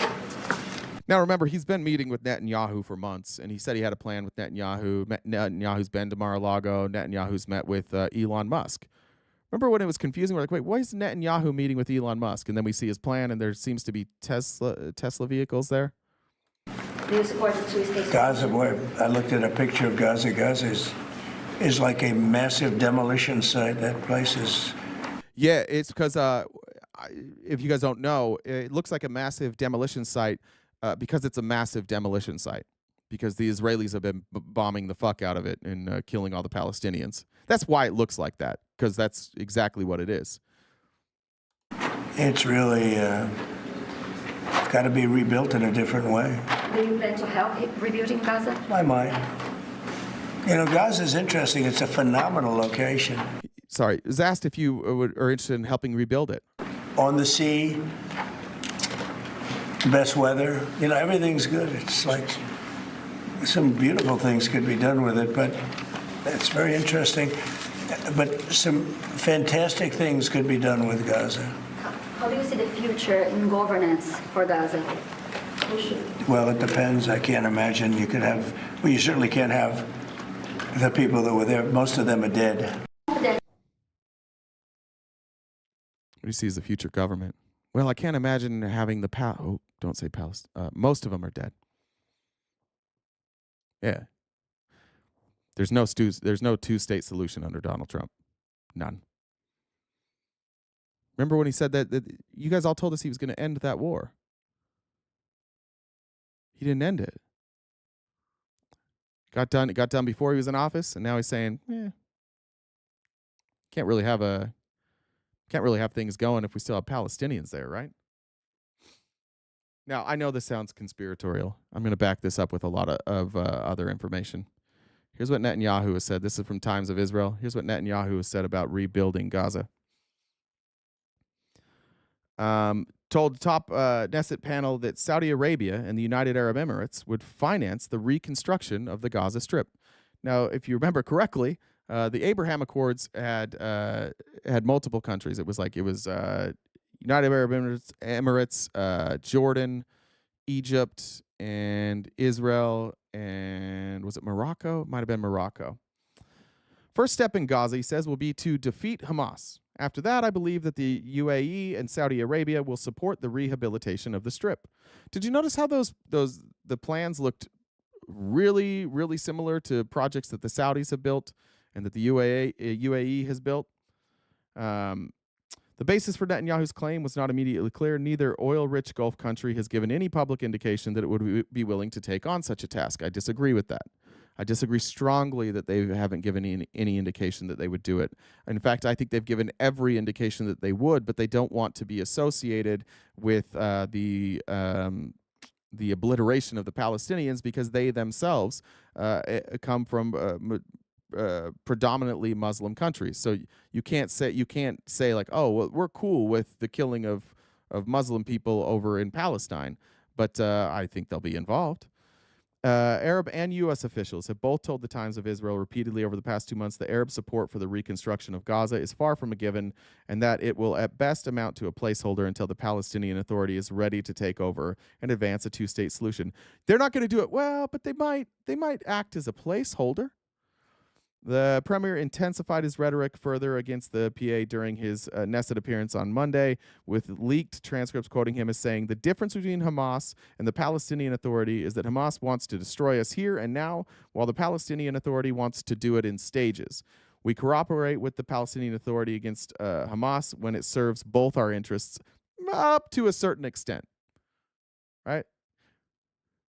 There is no difference in how they view Palestinians. This is where, no matter what, they're going to get rid of Palestinians. So why not do it quickly, is basically what Netanyahu's saying. Yeah, well, we work with them, but only when it suits us. And when it doesn't, we got to get rid of them. Kushner, Jared Kushner, he's commented on this regularly. Wait, that's the same one. Did I put it on there twice? Shit, I put the same one. I always do this. Let me go back to my original source. Where is it? Sorry, guys. I gotta find it.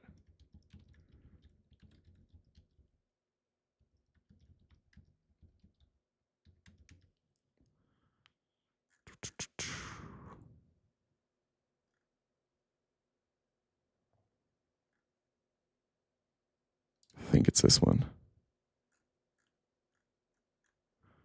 Pretty sure it's here. It's not marked up, but I think this is it. Kushner said in a televised interview that he hopes the Palestinians over time can become capable of governing. This is not the one. Son of a bitch. Is it this one?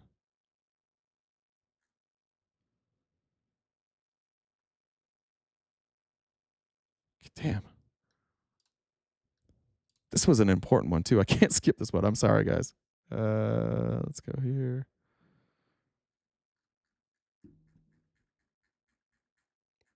I looked at way too many things today.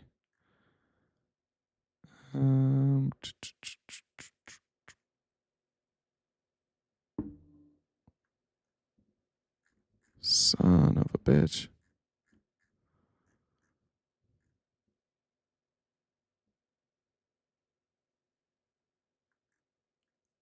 promise I'll find it. Jen, do you want to do some announcements while I'm trying to find this?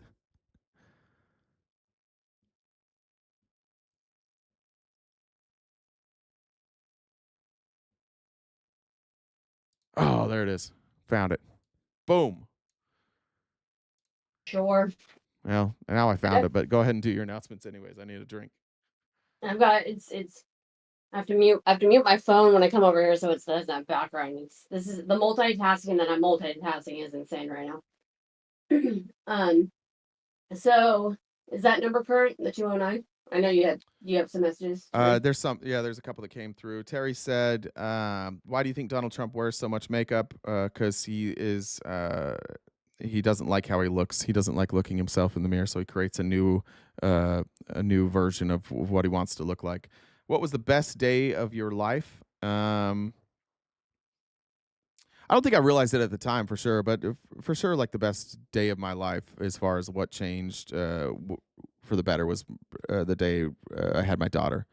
At the time, I did not realize how much it would change my life, but for sure that was the fork. Toby, Definitely things change when you have kids, for sure. Best day, I mean, it wasn't the most comfortable day, but no, it wasn't that bad. The couch was a little sure, I'm uncomfortable. sure. Yeah, it wasn't bad for you at all. Yeah.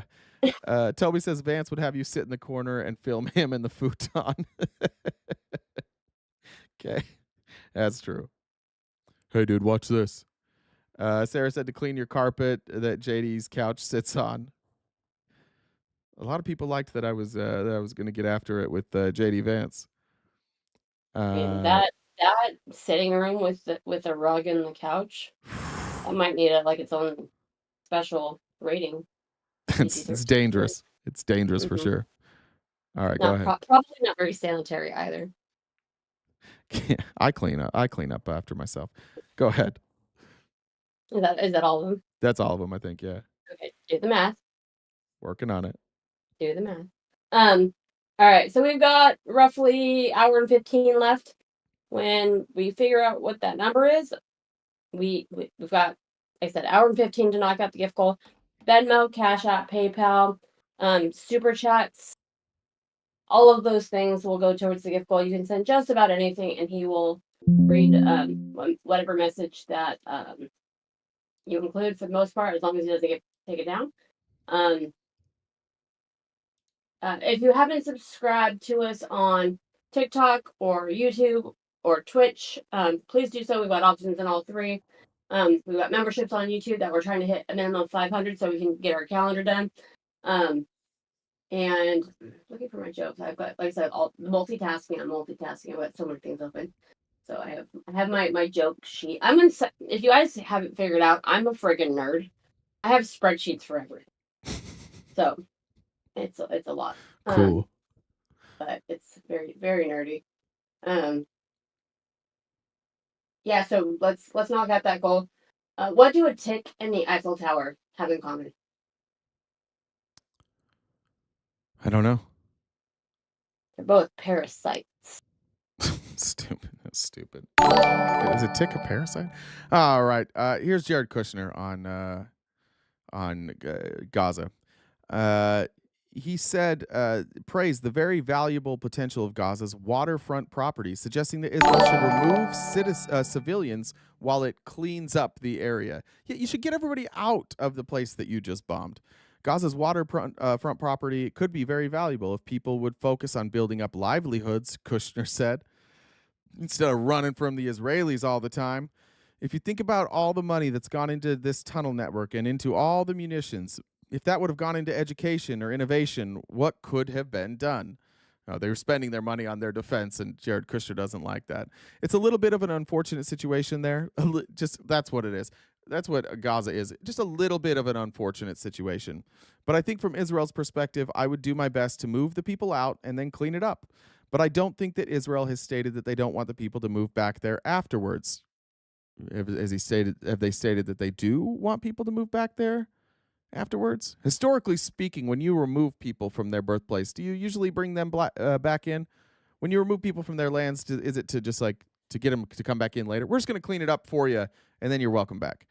In the interview last month, Kushner also suggested that getting civilians out of Rafah and potentially into Egypt might be possible with the right diplomacy.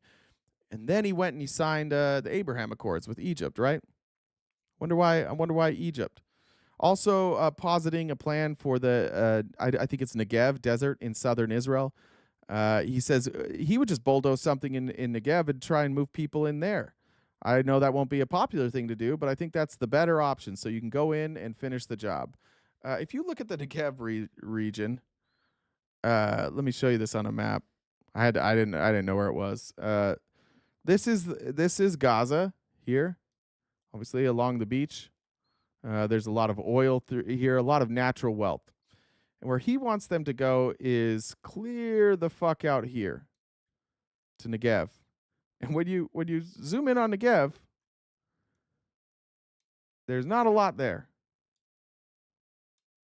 I don't see any real sources of vegetation, water, resources. I'll just bulldoze something there, he said, and we'll move the people out there. I'm not sure if Israel wants to move them back in, but for now they can either go from here in Rafah, which is on the border of Egypt, if Egypt will take them in, which it turns out Egypt hasn't been too excited about doing that.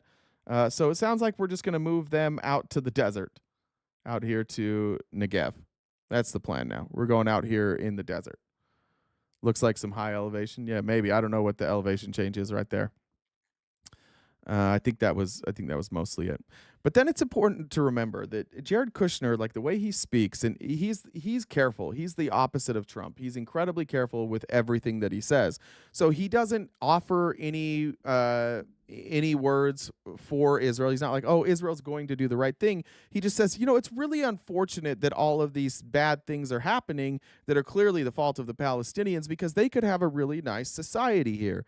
But they're too busy doing nefarious things. And so Israel's got to remove those people and rebuild everything. And then we'll see. I don't know. I'm guessing Israel will just bring them back in. I'm guessing Israel will just rebuild it and be like, here you go, guys. We built it up for you.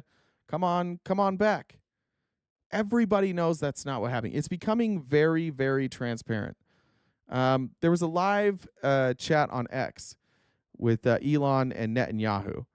This was in November of 2023. During that live chat, Elon said that Netanyahu has no choice other than to destroy the Hamas terror group in order to bring about a better future for Gaza.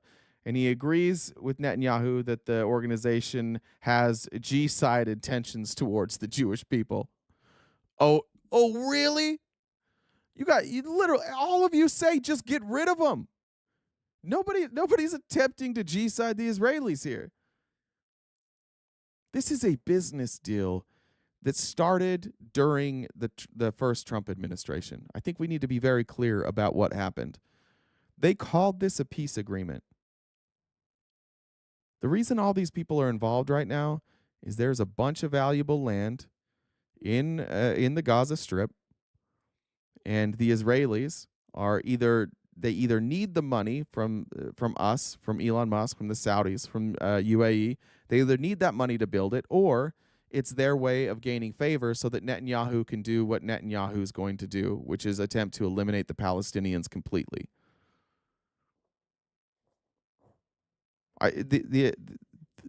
For somebody to on the outside to look at this and say, oh yeah, it does seem like that the Palestinians are the ones who are trying to commit a G-side. I don't even know how you come to that conclusion. Musk, the owner of X and SpaceX, says he would like to help rebuild Gaza after the current war, and asserts that rehabilitating the territory is an important step to preventing future war. What they're saying to you is like, hey, look, the Palestinians are a problem. There's war in the Middle East. But if you allow us Americans to get involved, build some cities, that'll end the war in the Middle East. That'll end it. That'll bring everything. That'll bring everybody together. No, what it'll do is it'll put all of these billionaires and Israel and the Americans right next to Africa, right next to the next place that they want to colonize, right there. If you want security, peace, and a better life for Gazans, then you need to destroy H group. You first have to get rid of the poisonous regime, as was done in Germany and Japan, says Netanyahu, to which Musk responds, there's no choice. All right, you're Germany. Israel is Germany. It's they're if you compare the two, Israel is Germany, the same exact ideology, the same exact political stance, the same stance when it comes to eliminating what you see as people that are poisoning your blood, vermin, enemies. They are Germany. What they're saying essentially is like, yeah, this is like early Germany, and they had no choice but to do what they were going to do. People shouldn't have been so mad that they eliminated Jewish people. Musk also remarks that civilian casualties are unavoidable and that Israel is trying to avoid them. Unavoidable? No, they're not. No, they're not. Stop dropping bombs. You need to pair firmness in taking out the terrorists and those intent on murder, and at the same time help those that remain, which is what happened in Germany and Japan. Usually the victor punishes the loser. That's what we got to do. We got to punish the loser. Elon Musk, I believe, is involved in the plans to rebuild Gaza, and I believe that the Saudis are involved. I believe every member of the Abraham Accords was involved or is going to be involved, and I think that they absolutely planned this. I don't think that there's any evidence that they are behind what happened on October 7th. I think that's silly. But I do think that they knew something would happen, and no matter what happened, they would keep stoking and keep stoking and keep stoking until they got the Palestinians to do something, or H group, I guess, to do something, and then they would use that as an excuse to wipe it out. How else do you explain signing a historic peace agreement that they still brag about today, and right after signing that historic peace agreement, all hell broke loose? And the people that are going to benefit from rebuilding the Gaza Strip are all of these people in the Abraham Accords. All these countries in the Abraham Accords. They're the ones that financially are going to benefit from this. Exactly. That's why Jared Kushner got $2 billion from the Saudi. Even though the Saudi investment fund said, this is a bad investment for us. We really shouldn't be doing this. But Kushner's all over the world now. Kushner just got another deal in... I want to say was it Montenegro? I want to say it was Montenegro. Is that right? Does anybody know?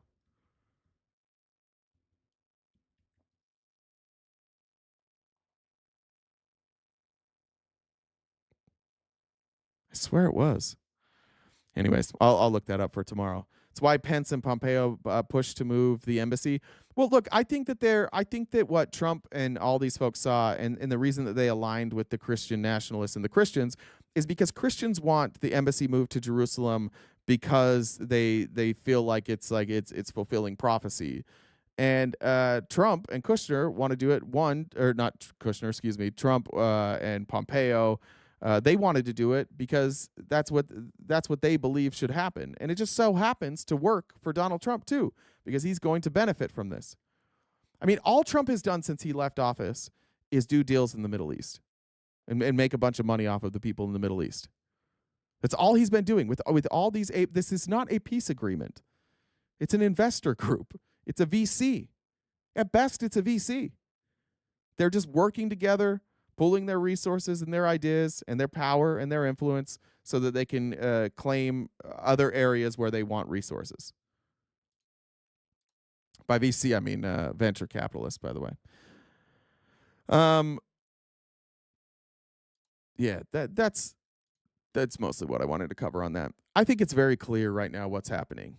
The oligarchy that has taken over our country. I think their exit is different than I thought before. Their exit is using the United States government to force their hand and make them go global. They want access to private cities. It's not that far away that the Saudis have their. Have you guys seen the Saudi city that they're building up? I think it's like I don't remember how many people. It's like a prototype. Oh shit! This isn't taking me there. Let me find the picture of it.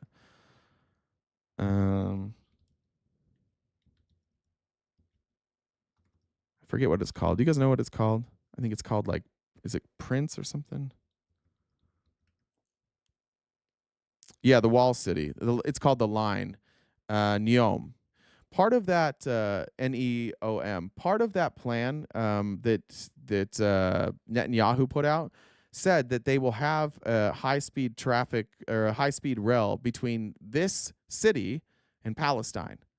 So they're already planning on this city existing, and they're going to build a high-speed rail here. This is kind of like the concept here, but essentially it's like a layered city here.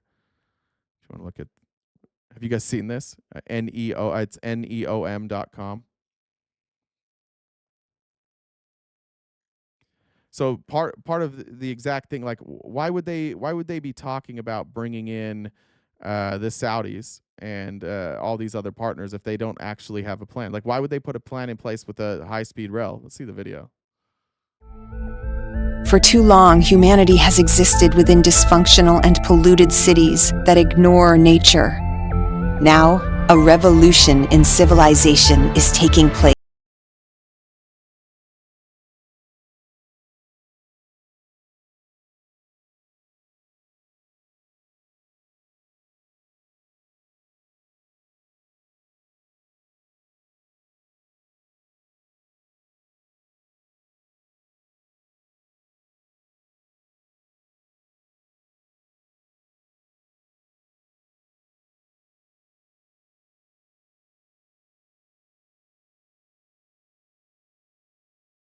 And the line's infrastructure makes it possible to travel end-to-end in 20 minutes with no need for cars, resulting in zero carbon emissions.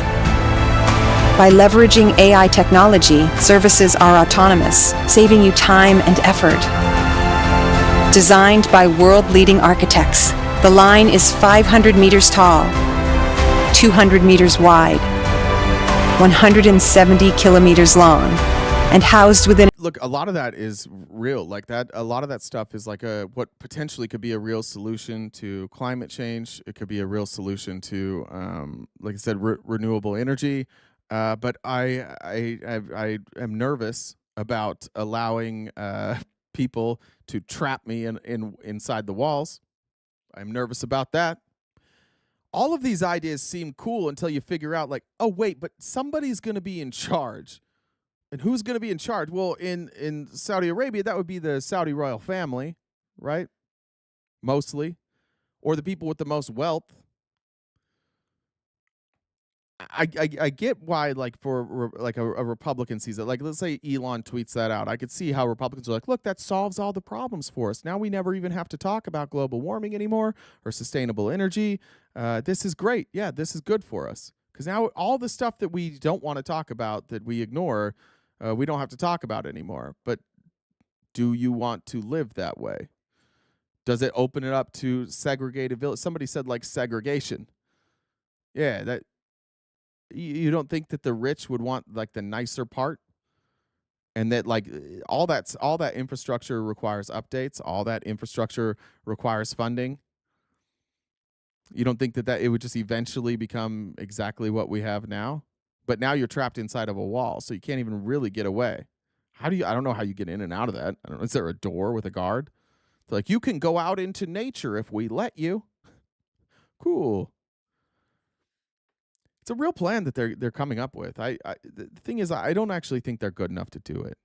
I saw a video the other day where somebody called Elon Musk the greatest engineer in the world. And I was like, what are you talking about? No, he's not.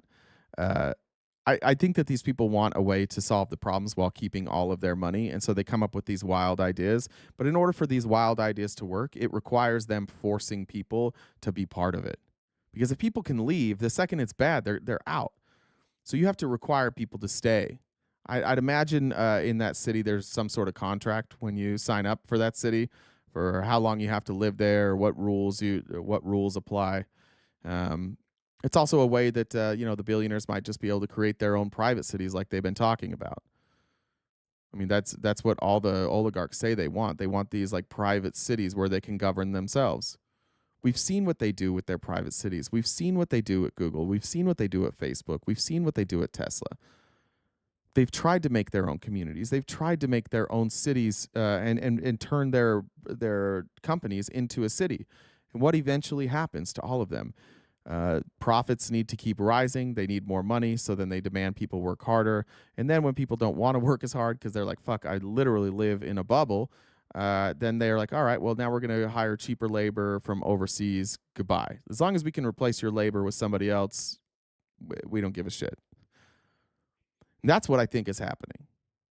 That's why I think the obsession with drill baby drill, the obsession with oil, and the way that they justify it to themselves is, we do need all this power, but once we have all this power and once we have all these resources and we're generating what we need, then everybody's going to be better off. But that's a scary thing to just like sell off the world like that to oligarchs. I do think it's happening, though. I do think this is the plan for Elon. I do think it's the plan for Peter Thiel. I do think it's the plan for Mark Andreessen. It's obviously something that Trump is involved in. What he decides to do with it, who knows? Like, maybe he wants to turn the United States into his own private city, and maybe that's like the deal that they're cutting. Like, hey, we're going to run this city. We're gonna have this whole country to ourselves. And maybe at some point they'll say, anybody who wants to leave can leave now. If you don't leave, though, you're here and you're stuck under our rules. I do think that's the plan. I don't know if they can pull it off. I think with on our side we can be loud enough, but I think it's pretty clear at this point that that's the plan. Is it not? Like, do you really think? Do you think any Republicans really think that what they're doing right now is just like this reset? They're just like grabbing power for a minute to reset everything, and then it'll all be good. None of it makes any fucking sense, right? If you're looking at Donald Trump as like he's going to save the United States from the dangers that we have, like, what dangers do we face from the United States right now? Like, what are we worried about? Income inequality is massive. Healthcare is massive. Our environment is a real problem. Our weather is a real problem. All the things that are actually threatening us, he's going to make worse. He's just promising to make all that shit worse. We're sitting back like, Republicans, I don't think you believe that. I think that you're at the stage where like you're kind of cool with getting rid of a bunch of people, whether it's voluntarily or not, so that you can live in your Christian nationalist utopia. I think that's I think that's why you're going along with it. That's why it doesn't scare any of you. And frankly, like I could handle living somewhere else. I wouldn't mind. Terry says Kentucky convicted child predator and Jan 6 defendant Andrew Grisby has been pardoned by Donald Trump. Great. I'm back. Fuck them kids. Hey, watch Silo. It will change your mind. Thank you, Amber. And check one more spot. Okay. All right. Well, we are not close. Go ahead, Jen. No. I sent a message that Ash had put in our DMs, so don't know if you saw that one. Let me look real quick. Let me update this and then I'll look. On Discord? Yeah, our DMs. Okay. So, yeah, we're pretty far off. We've got like 50 minutes left. We've got 845 people in TikTok chat. We can do better. I know you guys can do better. You guys don't usually let me down. Right now, I can't lie. I'm a little disappointed. We've done better. So we've got about, like I said, about 50 minutes left to knock out the rest of the gift bowl. I think doing the math to see where we're at. So we just by 1 Pacific Standard Time, we need to knock that out so we can keep doing this every day. This takes a lot of work, a lot of research. Jay and I actually haven't met in person, and I really don't. It's within this economy having to fly. It's an expensive ass beating. Yeah. He's love Grace. Hey, shh, dummy. I always find it entertaining when people talk shit to me in comments. Anyway, about 15 minutes left to knock that out. It is a job. It takes a lot of energy to research all this, to keep all this going on a regular basis. The research team and Jay and everybody else, they spend a lot of time on this. So this is labor. We need your support. We've got, if you check out the links in Jay's bio and his link tree, we've got links to Twitch, Kick, YouTube, all the places in case this app ever goes down. Please go subscribe to us on those other places. We're working on 500 subscribers so we can get an RTP calendar. And then if you like an invite to the Discord, you can send any moderator or Jay a message, a DM, and you have to DM us directly, and we can get you an invite to the Discord to let you in. Oh, side note, if you do get an invite to the Discord and you join in, you have to click something that says verify or create a ticket. If you don't do that, we don't get you in. So that's another thing that I meant to message and I haven't yet. Am I forgetting anything? Usually not. I wasn't paying attention though. If that helps. Fairness, I wasn't. Did you read Ash's? So read Ash's message. All right. I did read it. That's why I was smiling. In a college classroom recently, they were discussing the qualifications to be president of the United States. It was pretty simple. The candidate must be a natural-born citizen of at least 35 years of age. However, one girl in the class immediately started in on how unfair the requirement to be a natural-born citizen was. In short, her opinion was that this requirement prevented many capable individuals from becoming president. The class was taking it in and letting her rant when she asked, what makes a natural-born citizen any more qualified to lead this country than one born by C-section? Funny. I thought it was funny. Pretty good. That's some good birth humor. Amanda says, "Go Birds! Don't want Jen to beat you up." When it'll come, it'll happen sometime. Cam's saying that we haven't met in person, so in this economy, flying to Arizona to beat you up, it's just not. It's expensive. Yeah, it is. That's just gonna make things worse, honestly. Then I'll just be more mad. So. Yeah. Cam says a Reagan appointee blocks birthright citizenship ban is blatantly unconstitutional. We'll take the W's when we can. I assume that happened just that executive order was so unconstitutional. The president can't just like undo an amendment through executive order. So I'm glad that happened. Norma says heart with a bandage around it. Oh, broken heart. It looks like it's healing though, Norma. I hope it's healing. John says, for all the great content and also to protect Jay from Jen. Thank you, guys. I appreciate you worrying about my safety. I'm terrified of her. Ryan says, Jen, Daddy beat me, not Jay. Say that again? I don't know if it's two. Let me go back to it. Jen, Daddy beat me, not Jay. I don't know. I don't know. I'm not sure. My dad's old. He can't beat me anymore. Well, he never did. I was never physically. I shouldn't have said that. Tina, thank you very much for the donation. We knocked out a good portion of the goal right there. Thank you guys. I appreciate that. Thank you guys for not letting me down. I know you guys don't usually, so. And we absolutely hate doing that if we're being honest. And I hope in the near future that we are not asking for donations any longer. I will say this though, our YouTube is growing. And just you guys watching the lives on YouTube, it helps our channel grow and helps the revenue. YouTube pays us for every minute that you guys watch on YouTube. We get paid on that. So unlike some of these other ticky-tacky type apps, we do get paid just for you guys being here. So that it helps a great deal. Yeah. So I got clarification. Okay. So the comment that you read was, he wants Daddy. So they're calling me Daddy. I'm Daddy. Daddy Jen. That makes sense. To beat them, not you. You guys are taking one for the team. Thank you. Well, that or they just have that kink, which is fine. That could be it. I mean, I can kink shame in some ways, but did I tell you about I don't know. So Jay and my spawn are besties. If you guys didn't know this, but my Spawn got upset with me, or not necessarily upset, but she's like, I'm gonna call your dad to tell my dad on me. So she FaceTimed my dad. Nice. Her grandpa. Nice. To tell on me. Good. Well done, Spawn. I love that. It didn't do anything. All right. Well, I love it anyways. That was amazing. Yeah, it's entertaining. Good for you. All right. How does the moon cut his hair? I don't know. I feel like I'm going to hate that I didn't get this one. He clips it. Bye. Thanks, Jen. Thanks, everybody. All right. I do want to show, since this happened while we were here, the judge looks like struck down that executive order for Trump, which makes sense because you can't just undo the amendment. But an amendment was introduced today. or not. A bill was introduced by Republicans today.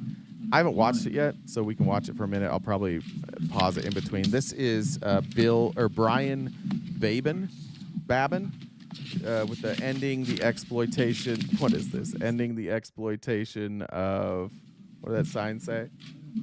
Of American citizenship. Yeah, there's too many people exploiting it. These guys are fighting problems that we don't have. These aren't real problems. We don't have this problem. This birthright citizenship thing is not an issue that is causing anybody any problems, except for it's why Barron Trump. Good morning, everyone. I hope everyone is doing well this morning. Thank you for being here today. Bill. I'd like to begin by thanking my fellow members of Congress who have joined me for this very, very important discussion about our border security. Your commitment to addressing the extremely harmful I've got questions. This isn't about border security. Birthright citizenship. Exploitation of our immigration system is deeply appreciated. Today, we come together to address a matter of great significance, the integrity of American citizenship. President Trump has made it clear that restoring fairness to our immigration system and defending the true intent of the 14th Amendment are central to his vision of making America great again.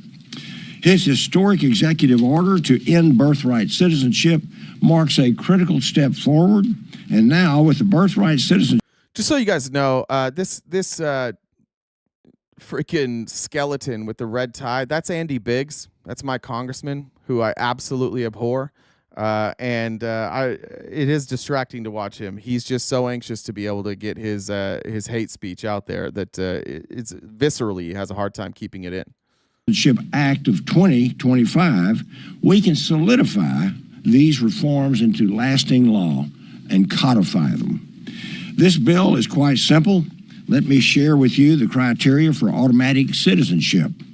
Citizenship will be granted only to children born in the United States with at least one parent who is, 1, a U.S. citizen or national, number 2, a lawful permanent resident, and number 3, a lawful resident who is serving in the military.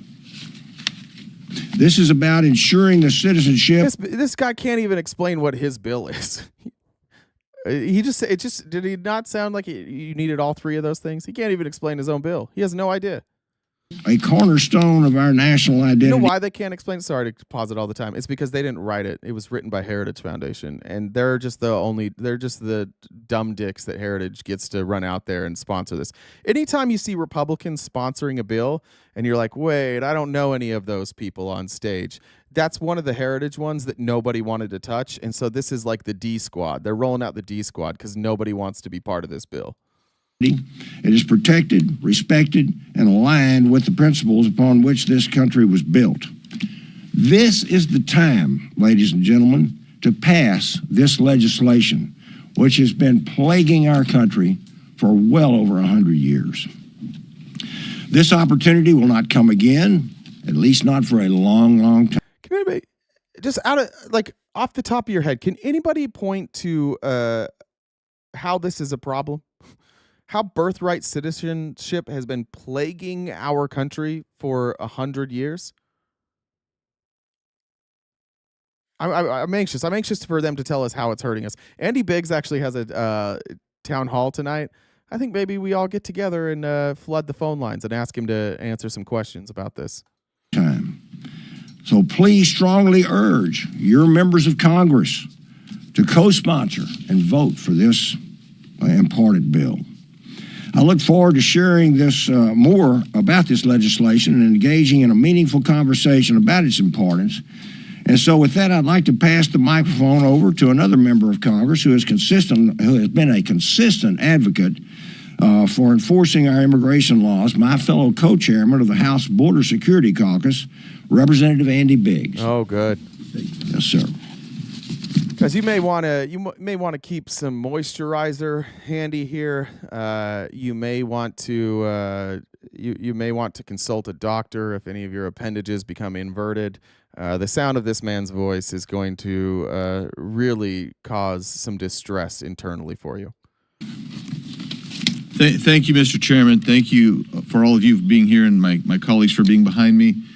I'm grateful to be a co-sponsor of this legislation. It's an important piece of legislation, and it's going to codify the executive order that President Trump just put in. But I'll tell you this, if the framers of the 14th Amendment would have known how abused the notion of birthright citizenship would be, which was not even a notion in the 1860s, they would have been absolutely stunned. The framers of the Constitution weren't alive in the 1860s. I don't know why he just chose that year. The people who support birthright citizenship turn often to the Wong Kim Ark case, but they forget what that case really stands about. What it stands for is permanent legal resident. So when you have the permanent legal resident, then the court said, then in that case, you might be a U.S. citizen if you were born in this country. Y'all follow that? Everybody follow that sentence right there? Co-chair Andy Biggs. Well, the thing, they would have been mad if they saw this bill. And the thing is it's based on a case, and the case is described as it's really about what it's really about is permanent residence. There you go. We're all on the same page now. Nobody in this fucking room knows what that guy just said. He's a lawyer too. He has an actual law degree from Brigham Young University. That's an attorney. He just was a dog shit lawyer, never made any money, and then he won the Publishers Clearinghouse, and then he's like, I guess I'll just be in Congress now. This is a lifetime leech off of Arizona taxpayers. This is somebody who was in the state Senate, state Congress, and now is a congressman, and he keeps floating his name for Senate, and everybody's like, pass. The only reason he has a job is because you can't run against him where we're at. Like, if you get 30% of the vote, you're lucky. It's just like him and a bunch of fossils out here voting for him. That is what Kim, the Wong Kim Ark case stands for. Oh, good. People who are abusing this now, they're here temporarily, and they're here illegally. They should not be granted the special gift of citizenship in the United States of America when you've abused our laws. If you want more information on it, it's not hard. Go read the congressional record of the debate of the 14th Amendment. There you'll find that information. The notion of subject to the jurisdiction thereof, that language has been abused and bastardized. Ow. The courts that do not support birthright citizenship. Yes, they do, you dumb bitch. That's why you guys are introducing legislation right now. Is because the courts keep ruling that they support it. This is crazy. They didn't really want to do. The courts don't support this. They just keep upholding it every time. Yeah, they do support it. If they didn't support it, you wouldn't need to put up your silly little bill here. By the way, he's never had a bill passed in Congress, not once. It needs to come to an end. Many of us have advocated for that for some time, and I'm grateful for this piece of legislation. The last point of view I will give to you is the 1924 Indian Citizenship Act that was passed by Congress. Well, why is that important? Yeah, why? Because until that time, only specific tribes were given individual birthright citizenship. But the reason that they did that is because they did not believe that nations, Indian nations, were subject to the jurisdiction thereof. They changed that in 1924. They did it legislatively. We need to clarify. What? What are you talking about? What are you saying? Nobody in this room has a fucking clue what Andy Biggs is saying right now. You know when it changed? 1924. 1924, when they recognized that these native tribes were subject to the laws around them. So there you go. I still don't get it. This is why I can't pass a bill. None of them can explain what they're reading right now. Heritage Foundation just emails this over. Hey, can you print this out and put your letterhead on it? Yes, sir. We'll do that. And then can you go do a press conference about it? Got it. Yeah, don't worry. This will go well. We'll all be able to explain what's going on right now. And codify that there is no birthright citizenship for those who enter this country illegally. And I'll just close out by saying there are some scholars that believe that even allowing birthright citizenship to permanent legal residents exceeds the original intention of the 14th Amendment. Those are called Nazis. I would just like to point out that Melania Trump was here illegally because she lied. They lied on her citizenship application. She did not come over on I believe it was supposed to be like a student visa. Same with Elon Musk. So I just want to point out that if we're going to do this, we've got to understand that somebody came here illegally, had children. They got to go. Kids got to go. You got to deport all those kids. Andy Biggs. So you guys get why I hate him now? Like I know when I talk about Andy Biggs, people are like, man, you might think I really hate him, but you don't know because nobody's ever seen him talk. And nobody ever has seen him talk because nobody wants to see him talk. Republicans are like, please don't talk. Only when Heritage sends us a bill that none of us want to be a part of, then you get to talk. But our bill is going to clarify that, and I'm grateful to Mr. Babin, my co-chairman, Mr. Babin, for his effort and all those behind me. With that, I will throw this to the gentleman who is dressed so nattily today from South Carolina, Mr. Ralph Norman. Thank you, Andy. He put on checkers. He put on some checkers. Flash. I want to thank Congressman Babin for sponsoring this legislation. All right, he's going to make sense. And all of my colleagues behind me who are supporting this. You know, as Andy said, the founders did not have a notion to think that this would be an issue at any time. Nor did nobody's ever explained. Still, we're 6 minutes in. We still don't know how it's an issue. They have a notion that they would have a president who would let anybody and everybody from over 175 countries in this country illegally to cross the border. What? We're a nation of Also laws. We're a sovereign nation. Yeah. But you have to have sovereign borders. We do. And who would have thought that would have been violated? It wasn't. The citizenship clause was never intended to guarantee citizenship for the children of illegal immigrants. And let me give you some statistics. Good. The CIS, the Center for Immigration Studies, estimate that 1 out of 10 births in the United States are to an illegal mother. CIS also estimates that nearly 400,000 expectant mothers cross. Hold on. There's no way that's right. There's no way. 1 in 10 are 1 in 10 births to illegal immigrant are one. There's no way that's right.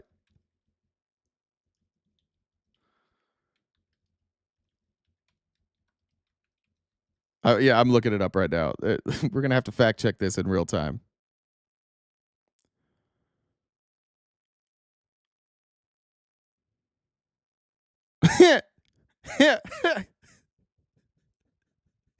That number's from 2007.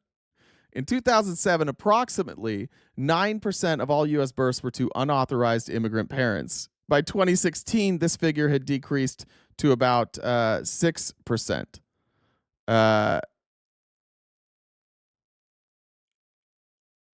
Yeah, is 6%. Therefore, the claim that 1 in 10% of births in the United States are to unauthorized immigrants is not supported. The actual proportion has been consistently lower, peaking at 6% in recent years. All right, so this, yeah, shocker. All right, here's what we need to know. These people are handed a set of facts that they never fact check themselves. That's why he's reading it. This is how easy it is if you're the Heritage Foundation to get your bills pushed. You don't have to say anything true. They'll just fucking read it. Not one of them thought, hey, should we fact check that? The border illegally in hopes of giving birth in the United States. After being granted automatic citizenship, these children can initiate chain migration with their family members. This is an exploitation of the 14th Amendment, never intended by the founders. This is the... Says who? Who says that? Tell me, who says that? Or do you think there's a source that says that they didn't anticipate chain migration? Well, then why is chain migration legal then? They just didn't figure that out. Like most people that came to this country before 1860, it was chain migration. Most people that came to this country showed up and didn't have citizenship. Almost all of them. Executive order that President Trump signed right after he was inaugurated this past week. And, I think that here's a paper when Daddy you look signed. at what this country was built on, what this country has become when the Biden administration took office is an abomination to our freedom. It's an abomination to the other citizens, the ones who came here legally. How? Who's being hurt? How did you get hurt? Checkered suit man? Tell us how it's hurting us, please. You just keep telling us nobody could foresee this thing happening. What thing? This thing. What is it? Oh, this thing. There's people here. How's it hurting people? Because they're here. Well, how's that hurt people? Because they can become citizens. How does that hurt people? Because they're here and they're citizens. They're here. It says it right here on the paper. They're citizens. It's on the paper. They didn't come here illegally. They came here legally, which is what the Constitution was intended. So with that, I would turn the mic over to. By the way, this is I believe the 14th Amendment was not part of the original Constitution. So when he says it was not as the Constitution was intended, yeah, they were kind of cool with anybody. When the Constitution was written, we didn't have rules like this. This was a rule put in to, I assume, to make it so that less people were granted citizenship. Like initially, it was to make less people get citizenship. I can only assume. Representative Morgan Luttrell. Morgan.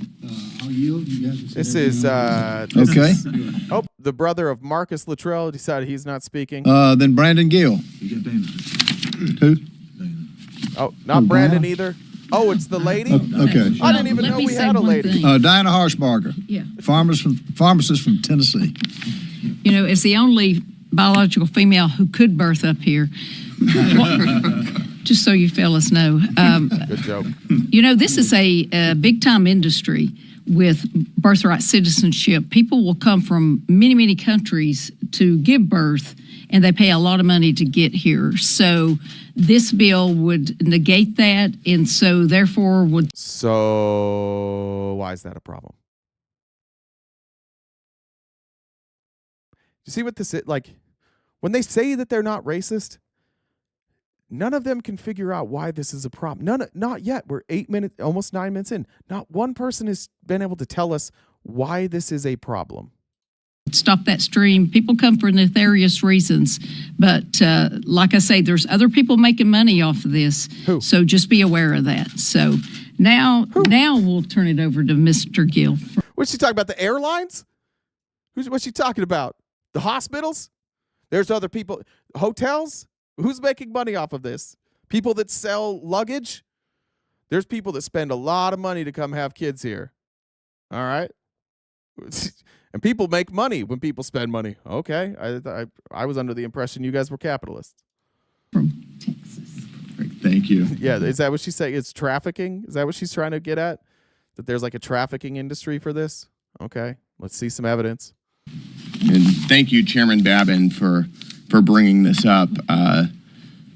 You know, over the past 4 years, Joe Biden and the Democrats have unleashed chaos on our country, importing over 10 million illegal aliens, including... That's a lie. That's just a made-up fucking lie that didn't happen. This is why we can't come together with Republicans, because the people that are representing them are as dumb as they are.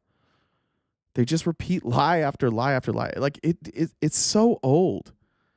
And I think like I've like avoided kind of covering this stuff because to me it feels repetitive, but maybe that's what we have to do. Just every fucking day be like lie, lie, lie. Not one person can tell us what the problem is here.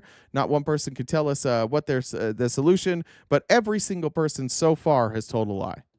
People from all over the globe associated with terrorist organizations. Oh, sure, yeah. Absolutely ripping our cultural and social fabric in two. We've essentially ceded... There it is. Finally some truth. 9 minutes, 28 seconds in. There's people from different cultures. Some of them even look different. And Joe Biden has unleashed different on us. And we're afraid of different. This man's also apparently afraid of the sun. Fucking vampire. Maybe the vampires are here. Sovereign American territory. We're importing the third world, and in the process, we're becoming the third world. That's why we can see apartment complexes in Aurora, Colorado being taken over by criminal migrant gangs. Lie again. We can see a lady just a couple weeks ago, American citizen, who was lit on fire by an illegal alien on a subway in New York. Our country is being taken away from us right now. In this past election cycle, Americans rejected the chaos that the left has unleashed. See, they don't have any, like, isn't it crazy how now they're in power and they still can't figure out what the fuck to do? Like, they're all there. You won. And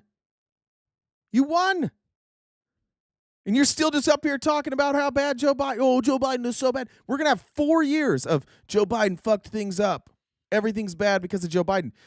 It's not deliberate. They don't have any fucking answers.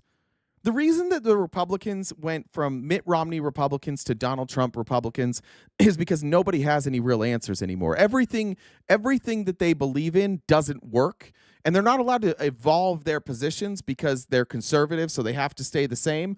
So because they can't keep talking about how cutting taxes is going to free up the middle class, they have to do this. They have to do this fear-mongering bullshit, even when they're in power.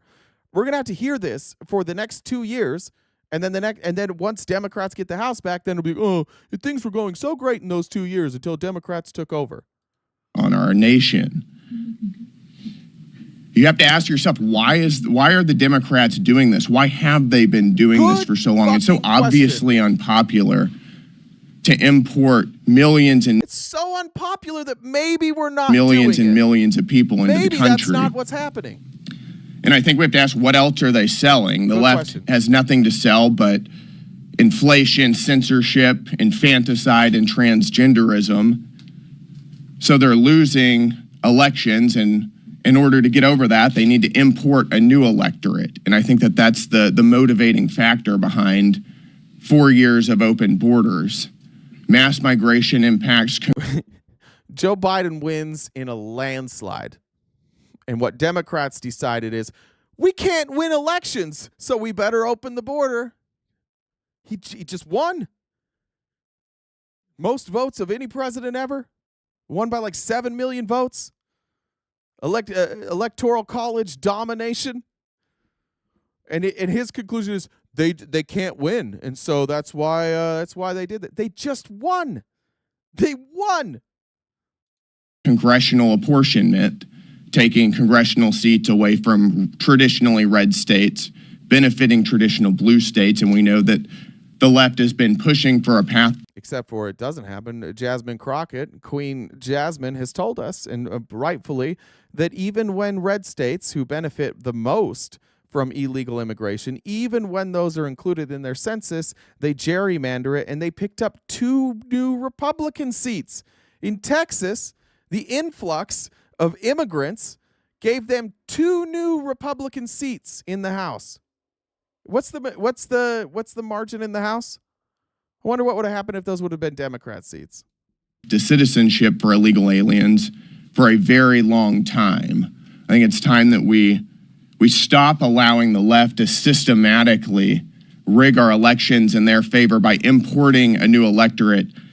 Chairman Babin, again, thank you very much. I think this is a great start, but we've got a lot of work to do here. Know who this is. With that said, I will turn it over to the gentleman from Alabama, Mr. Strong. There we go. Couldn't see the name. Thank you. See ya.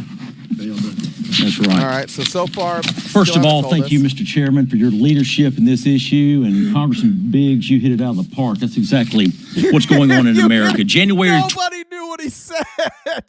Not one person knew what you fucking hit a home run, Andy.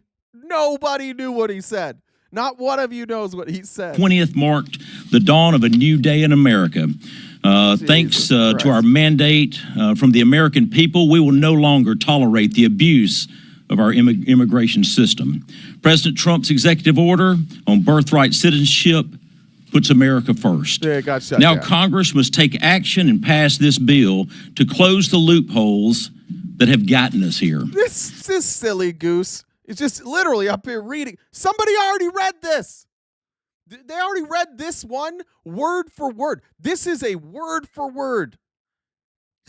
Bro, were you not listening? We already read this part. I know you all got the same document from the Heritage Foundation this morning before you came out here, but we already read this part. We did this one already. We're on page 5 now. Don't go back to page 1. Plainly said, birthright citizenship, incentives, illegal immigration. That's what it does. It incentivizes illegal immigration. Birthright citizenship strains our... He can't read for shit.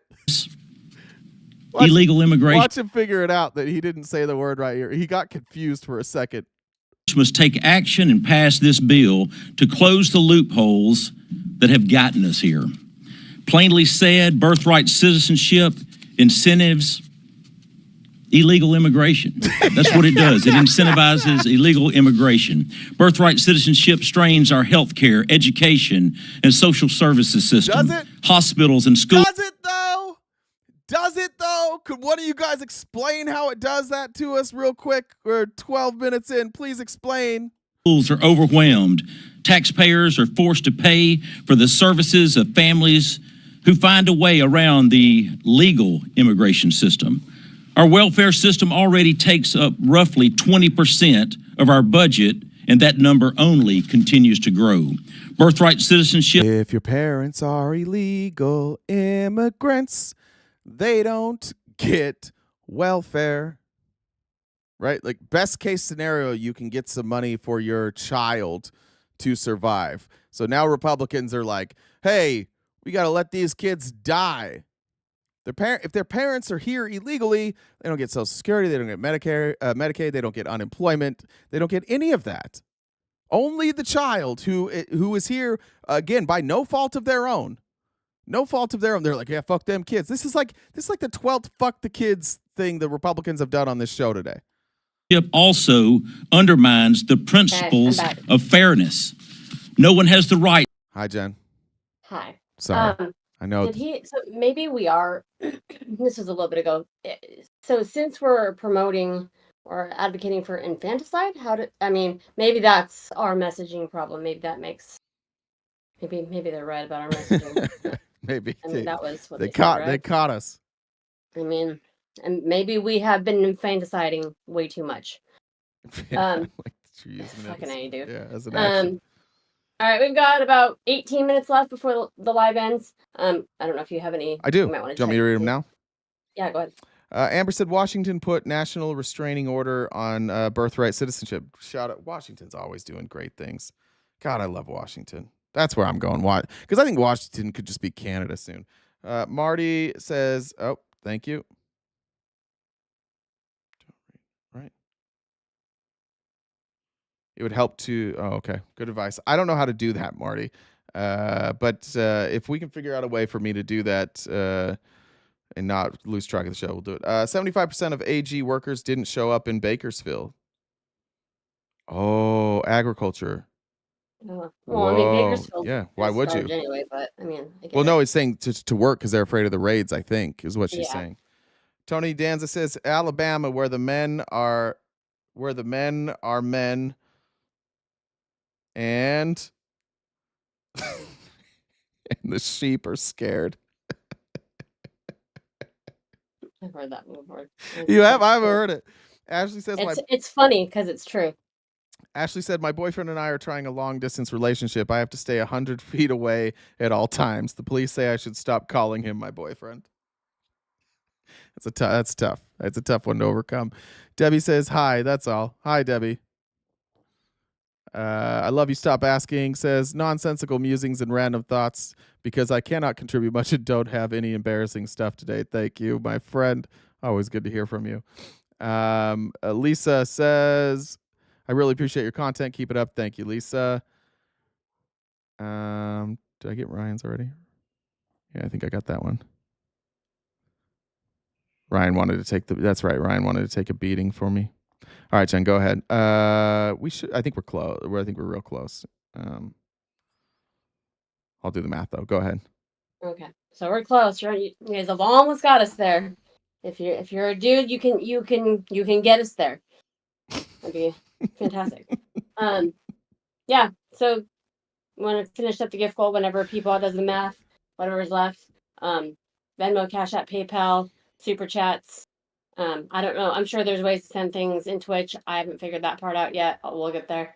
If you guys can go subscribe to us on the other platforms, we may be moving, or we are moving. We're migrating. We're trying to if this app ever goes down.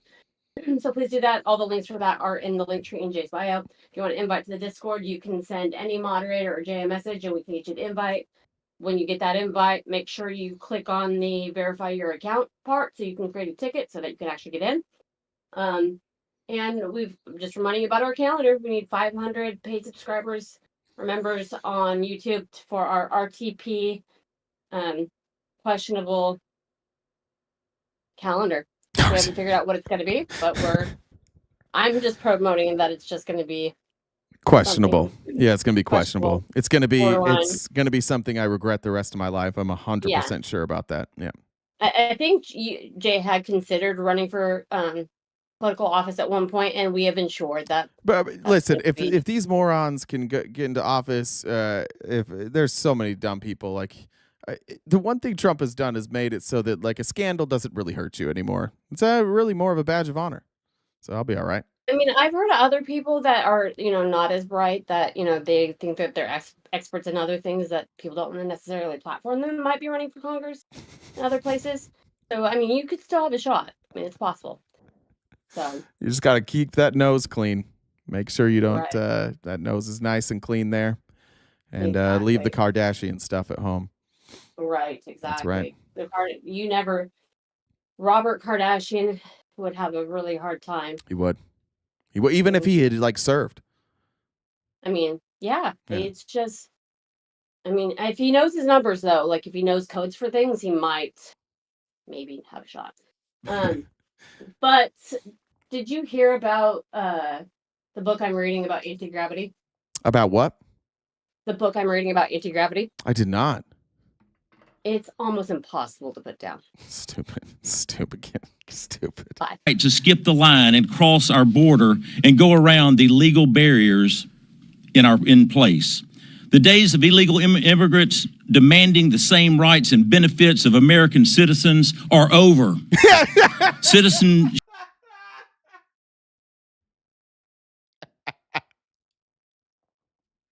The emphasis. He's so proud of that. Only continues to grow. Birthright citizenship also undermines the principles of fairness. No one has the right to skip the line and cross our border and go around the legal barriers in place. The days of illegal immigrants demanding the same rights and benefits of American citizens are over. Citizenship should be earned through a shared commitment to the values and laws our country, not automatically granted by the mere circumstance of birth within a border. Ending birthright citizenship will prioritize the rights of American citizens and lawful residents. This reform is not about denying opportunity. It's about ensuring fairness, order, and a system that works for everyone. We can no longer allow our immigration system to be exploited. We must put an end to birthright citizenship. Those that desire to be a United States citizen must do it legally. You must assimilate, pledge your allegiance to... Whoa! Uh-oh! What was that word he said there? That's the thing you guys said you didn't care about, right? No, we don't need this. You guys told us this wasn't part of your plan. This was in Project 2025, but we brought it up and you said, no, we're not going to do this. Must do it legally. Oh, yeah? Legally? You must assimilate. Pledge. Uh-oh. There it is. You're forcing everyone to be Christian. I thought Project 2025 wasn't happening, guys. It's not happening. We're not going to force assimilation there. Oh, we are? Oh, never mind, we are. That's right, because it says here on the page that I read, because I don't have a single solitary thought of my own. On the page here, it says we got to assimilate. Your allegiance to America, follow our laws, and speak our language. Our time is now.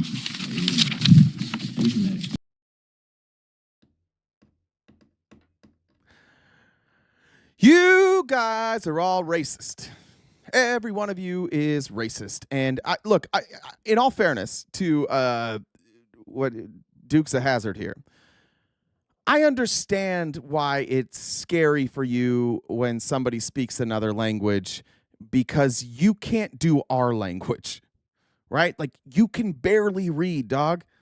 But the cool thing is that English is one of the most difficult languages.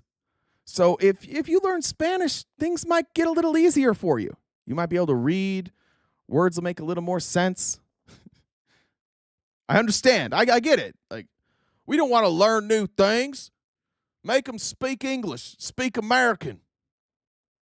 In this bill, it appears they are going to force assimilation and force people to speak English. Why? Because people do.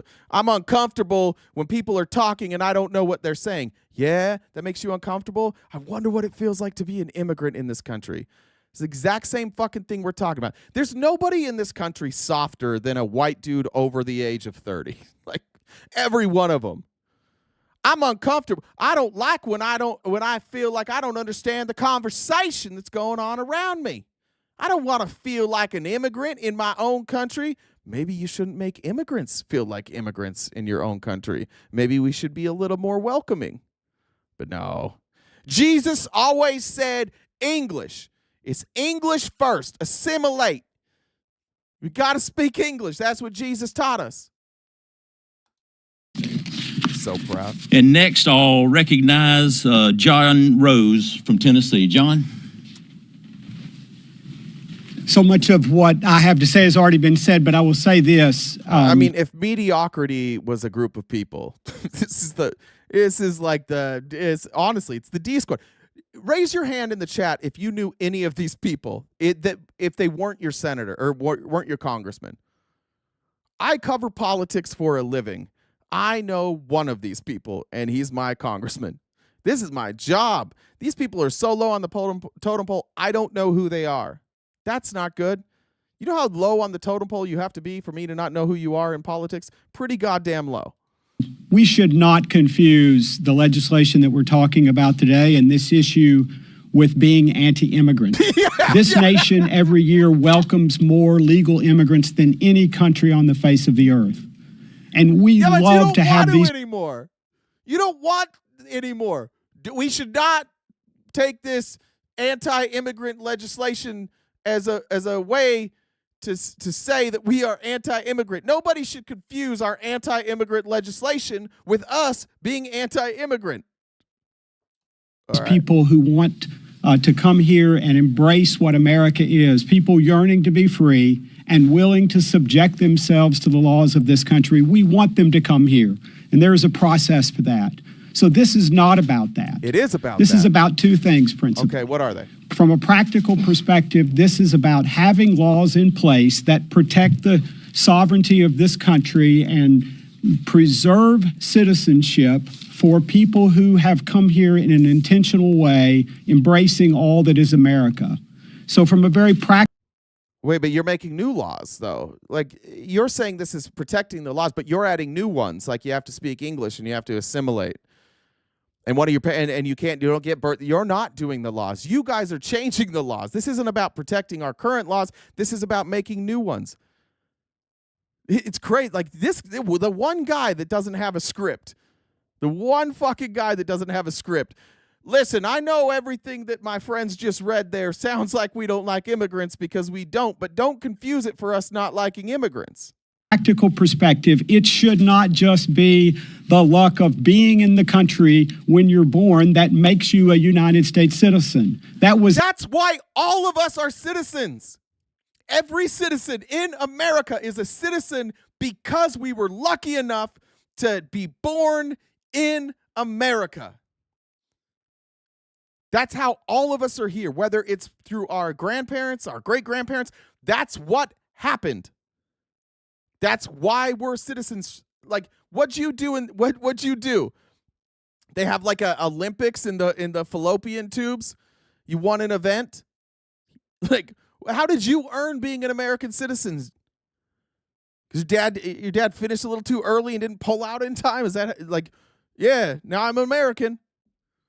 Because my quick finishing father couldn't get things done in time, and now I'm American. But these motherfuckers who travel across continents and who risk their lives traveling while they're pregnant, those people, they didn't earn shit. But me, I was there in my dad's balls, so I deserve this. But not those people who actually tried. Not the people. By the way, what happened to these people? Want to be here. They risk their lives to be here. They left their family, their friends, their entire society to be here. Moving's not fun. Losing your family's not fun. Losing your friends is not fun. None of this shit is fun. But if we're going to talk about who earned it, it's them, not us.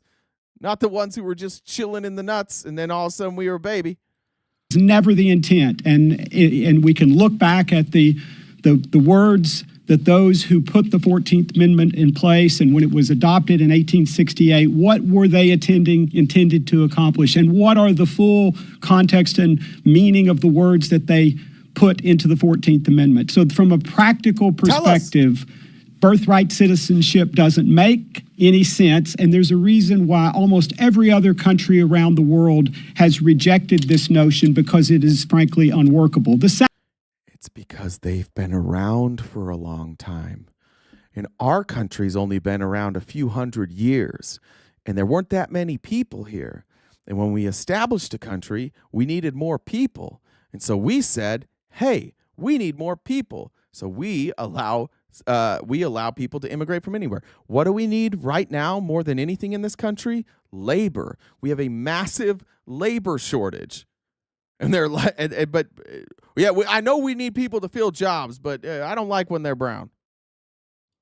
Second reason is the legal reason. Trained as a lawyer, you have to read the language of laws, and in this case, the 14th Amendment. All right, let's read it. Let's read the 14th Amendment. Let's see what it has to say. I'm gonna guess. I don't know the last time I read it. Let's read the 14th Amendment. The archives here. Where's the text? Give me the text of it. Transcript. All persons born or naturalized in the United States and subject to the jurisdiction thereof are citizens of the United States and of the state wherein they reside. No state shall make or enforce any law which shall abridge the privileges or immunities of citizens of the United States. Nor shall any state deprive any person of life, liberty, or property without due process of law, nor deny to any person within its jurisdiction the equal protection of the laws. Which is exactly like this plan to deport people eliminates due process. Representatives shall be apportioned among the several states according to their respective numbers, so I don't think this has anything to do with it. No person shall be a senator, representative of Congress, or hold office having previously taken an oath as a member of Congress, yada, yada, to support the Constitution. Yeah, okay, not that. Validity of public debt. Congress shall have the power to enforce by appropriate legislation the provisions of this article. Okay, what's the part they're talking about then? Weird how they're not. The only person that cited anything said subject to the jurisdiction thereof and said that's been bastardized. It's just if they're born or naturalized in the United States, they have to follow the laws here. That's the part that's been bastardized. All persons born or naturalized. So anything that happened before they were born, obviously they're not in trouble. What got bastardized here? Curious. Okay, we read the text, bud. Now we read it. Explain it to us. And while it says that if you're born in this country, that's part of it, but you have to have subjected yourself to the jurisdiction. And those words had critical meaning at the time, and they still should have. What? What critical meaning? How would you interpret that any differently? What? Do you see what I mean? Like the directive from Heritage, like even Heritage doesn't have an argument. None of them know why they're doing this. They just know they're supposed to. These are just lemmings. They just show up. Well, if you read the original intent, I know that it says that what we're saying right now, it says the opposite of what we're saying, but you have to know that those words at the time meant something else. Is that what we're saying here? Like they just meant that something meaning else? today. You must subject yourself to the jurisdiction of this country, and that is not done by mere presence in the country. Yes, it fucking is. When you're in our country, you live by our laws. That's how countries work. When I was in Mexico in November, I couldn't just do my laws. I wasn't allowed to take my medicinal loveliness and just go do my medicinal loveliness outside. There were no places to purchase my medicinal loveliness when I was there, not legal ones at least. Yeah, when you're literally, that's all that it takes. Literally, your presence makes you subject to the laws. In every instance. In what instance is your presence here not make you subject to our laws? These two reasons make it clear that birthright citizenship is a mistaken notion from a misunderstanding about the words that are reflected in the 14th Amendment. We need to solve this problem because in so doing, we can ensure that citizenship has the full meaning that was intended by the framers of the Constitution and even by those who adopted the 14th Amendment. This is good law, it's correct law, and it will make America...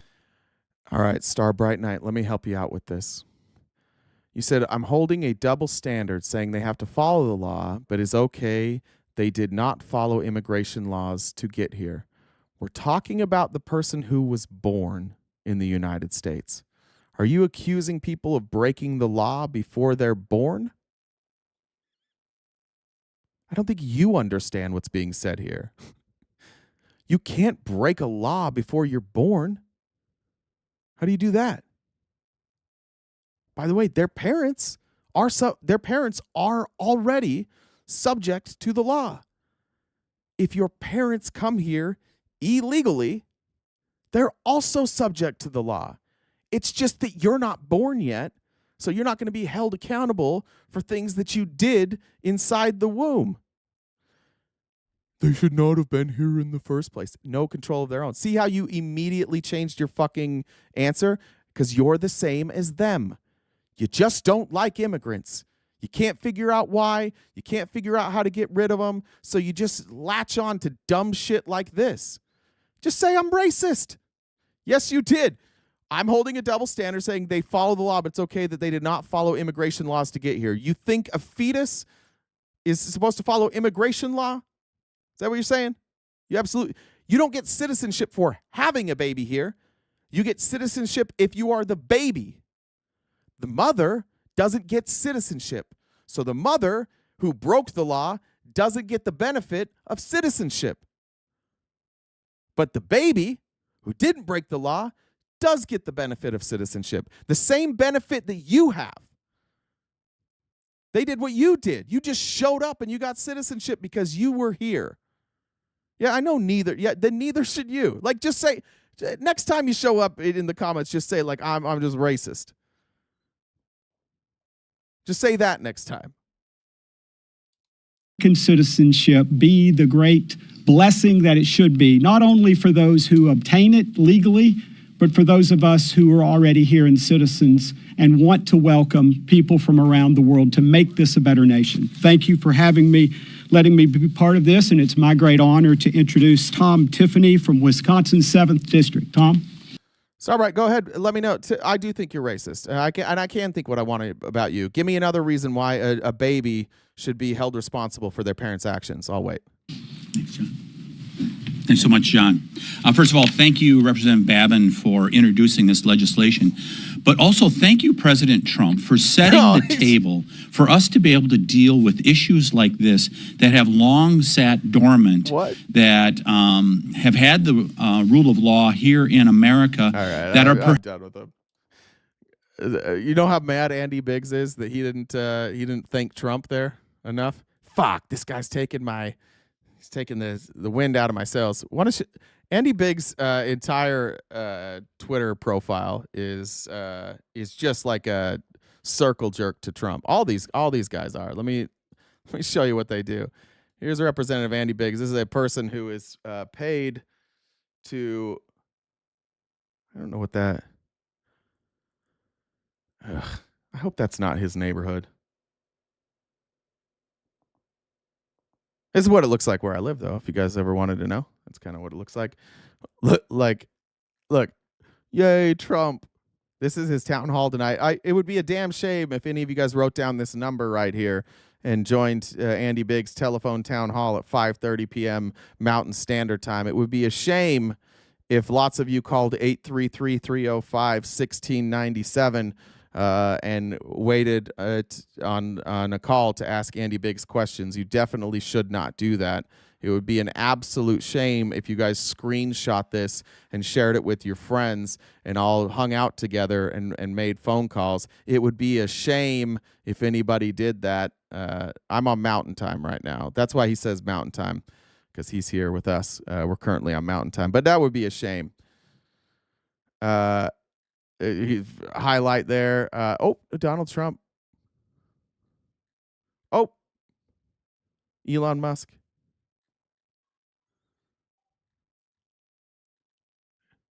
Oh, going after a bishop here. That's all they do.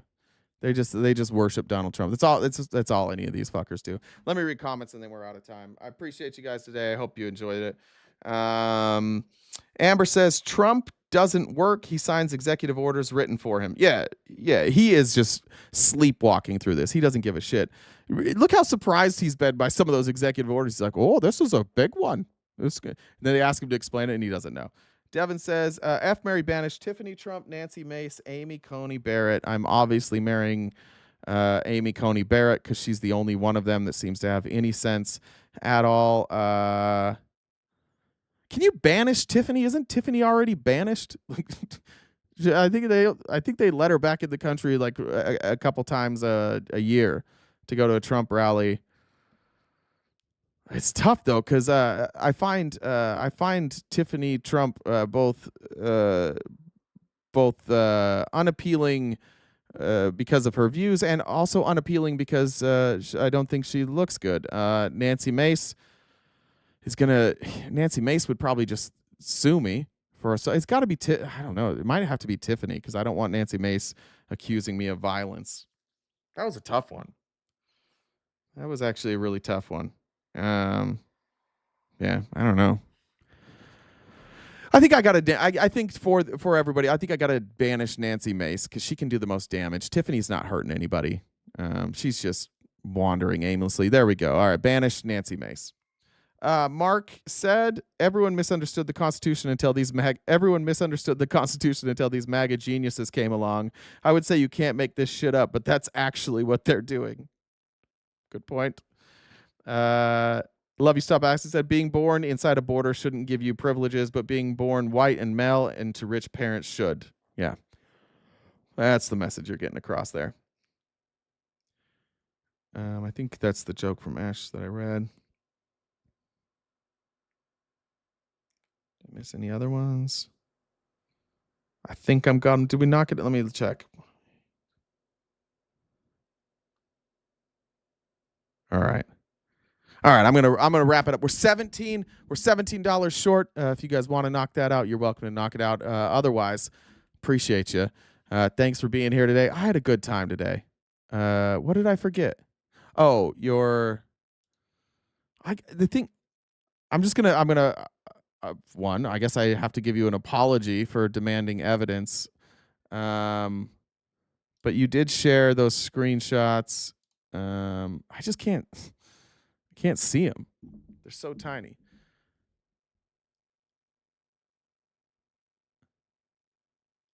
Okay, I see what you're saying. Yeah, all right. So Bree blocked and unfollowed the JD Vance account at 8:22 a.m. on Tuesday, which was the 21st. Then at 6:58 on Tuesday, later that night, you were notified that you're following. Oh, shit. Well, we finally have some evidence here.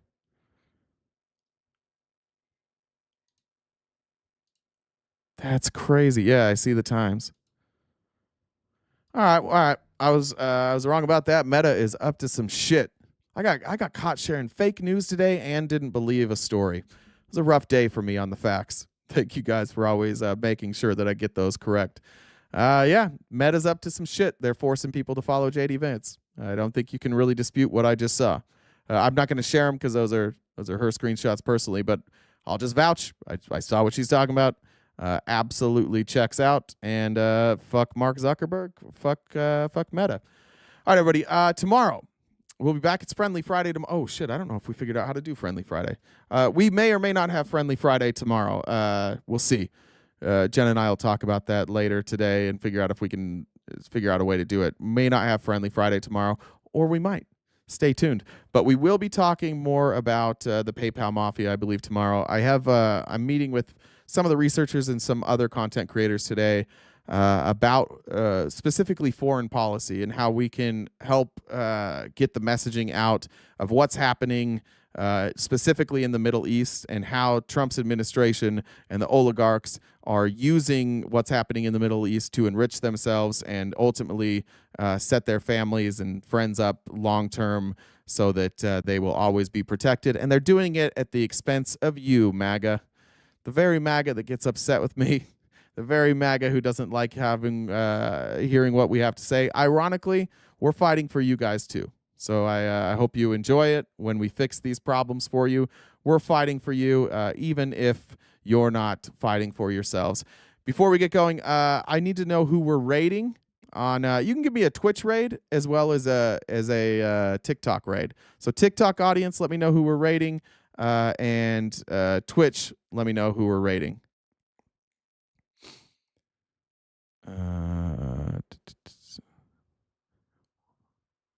What am I seeing? We rated Pickles yesterday.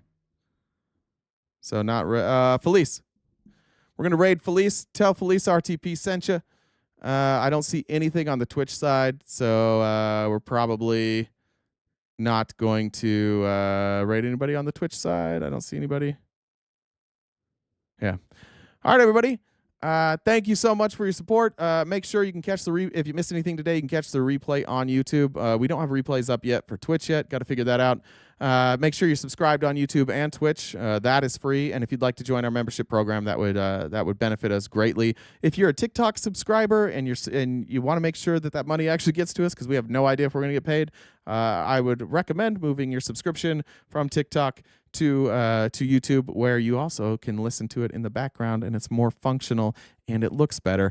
They've got emojis in the chat. They've got all sorts of stuff in the chat. There's a lot of great things over on the YouTube. Mostly they don't take all of our money though, which is terrific. I will catch all you guys tomorrow. If you want to find me on Twitter, Instagram, Blue Sky, Facebook, did I miss any? TikTok, YouTube, Twitch. Yeah, we got them all. Thanks, guys. I'll see you tomorrow. Stay cute and cool, and have a great summer.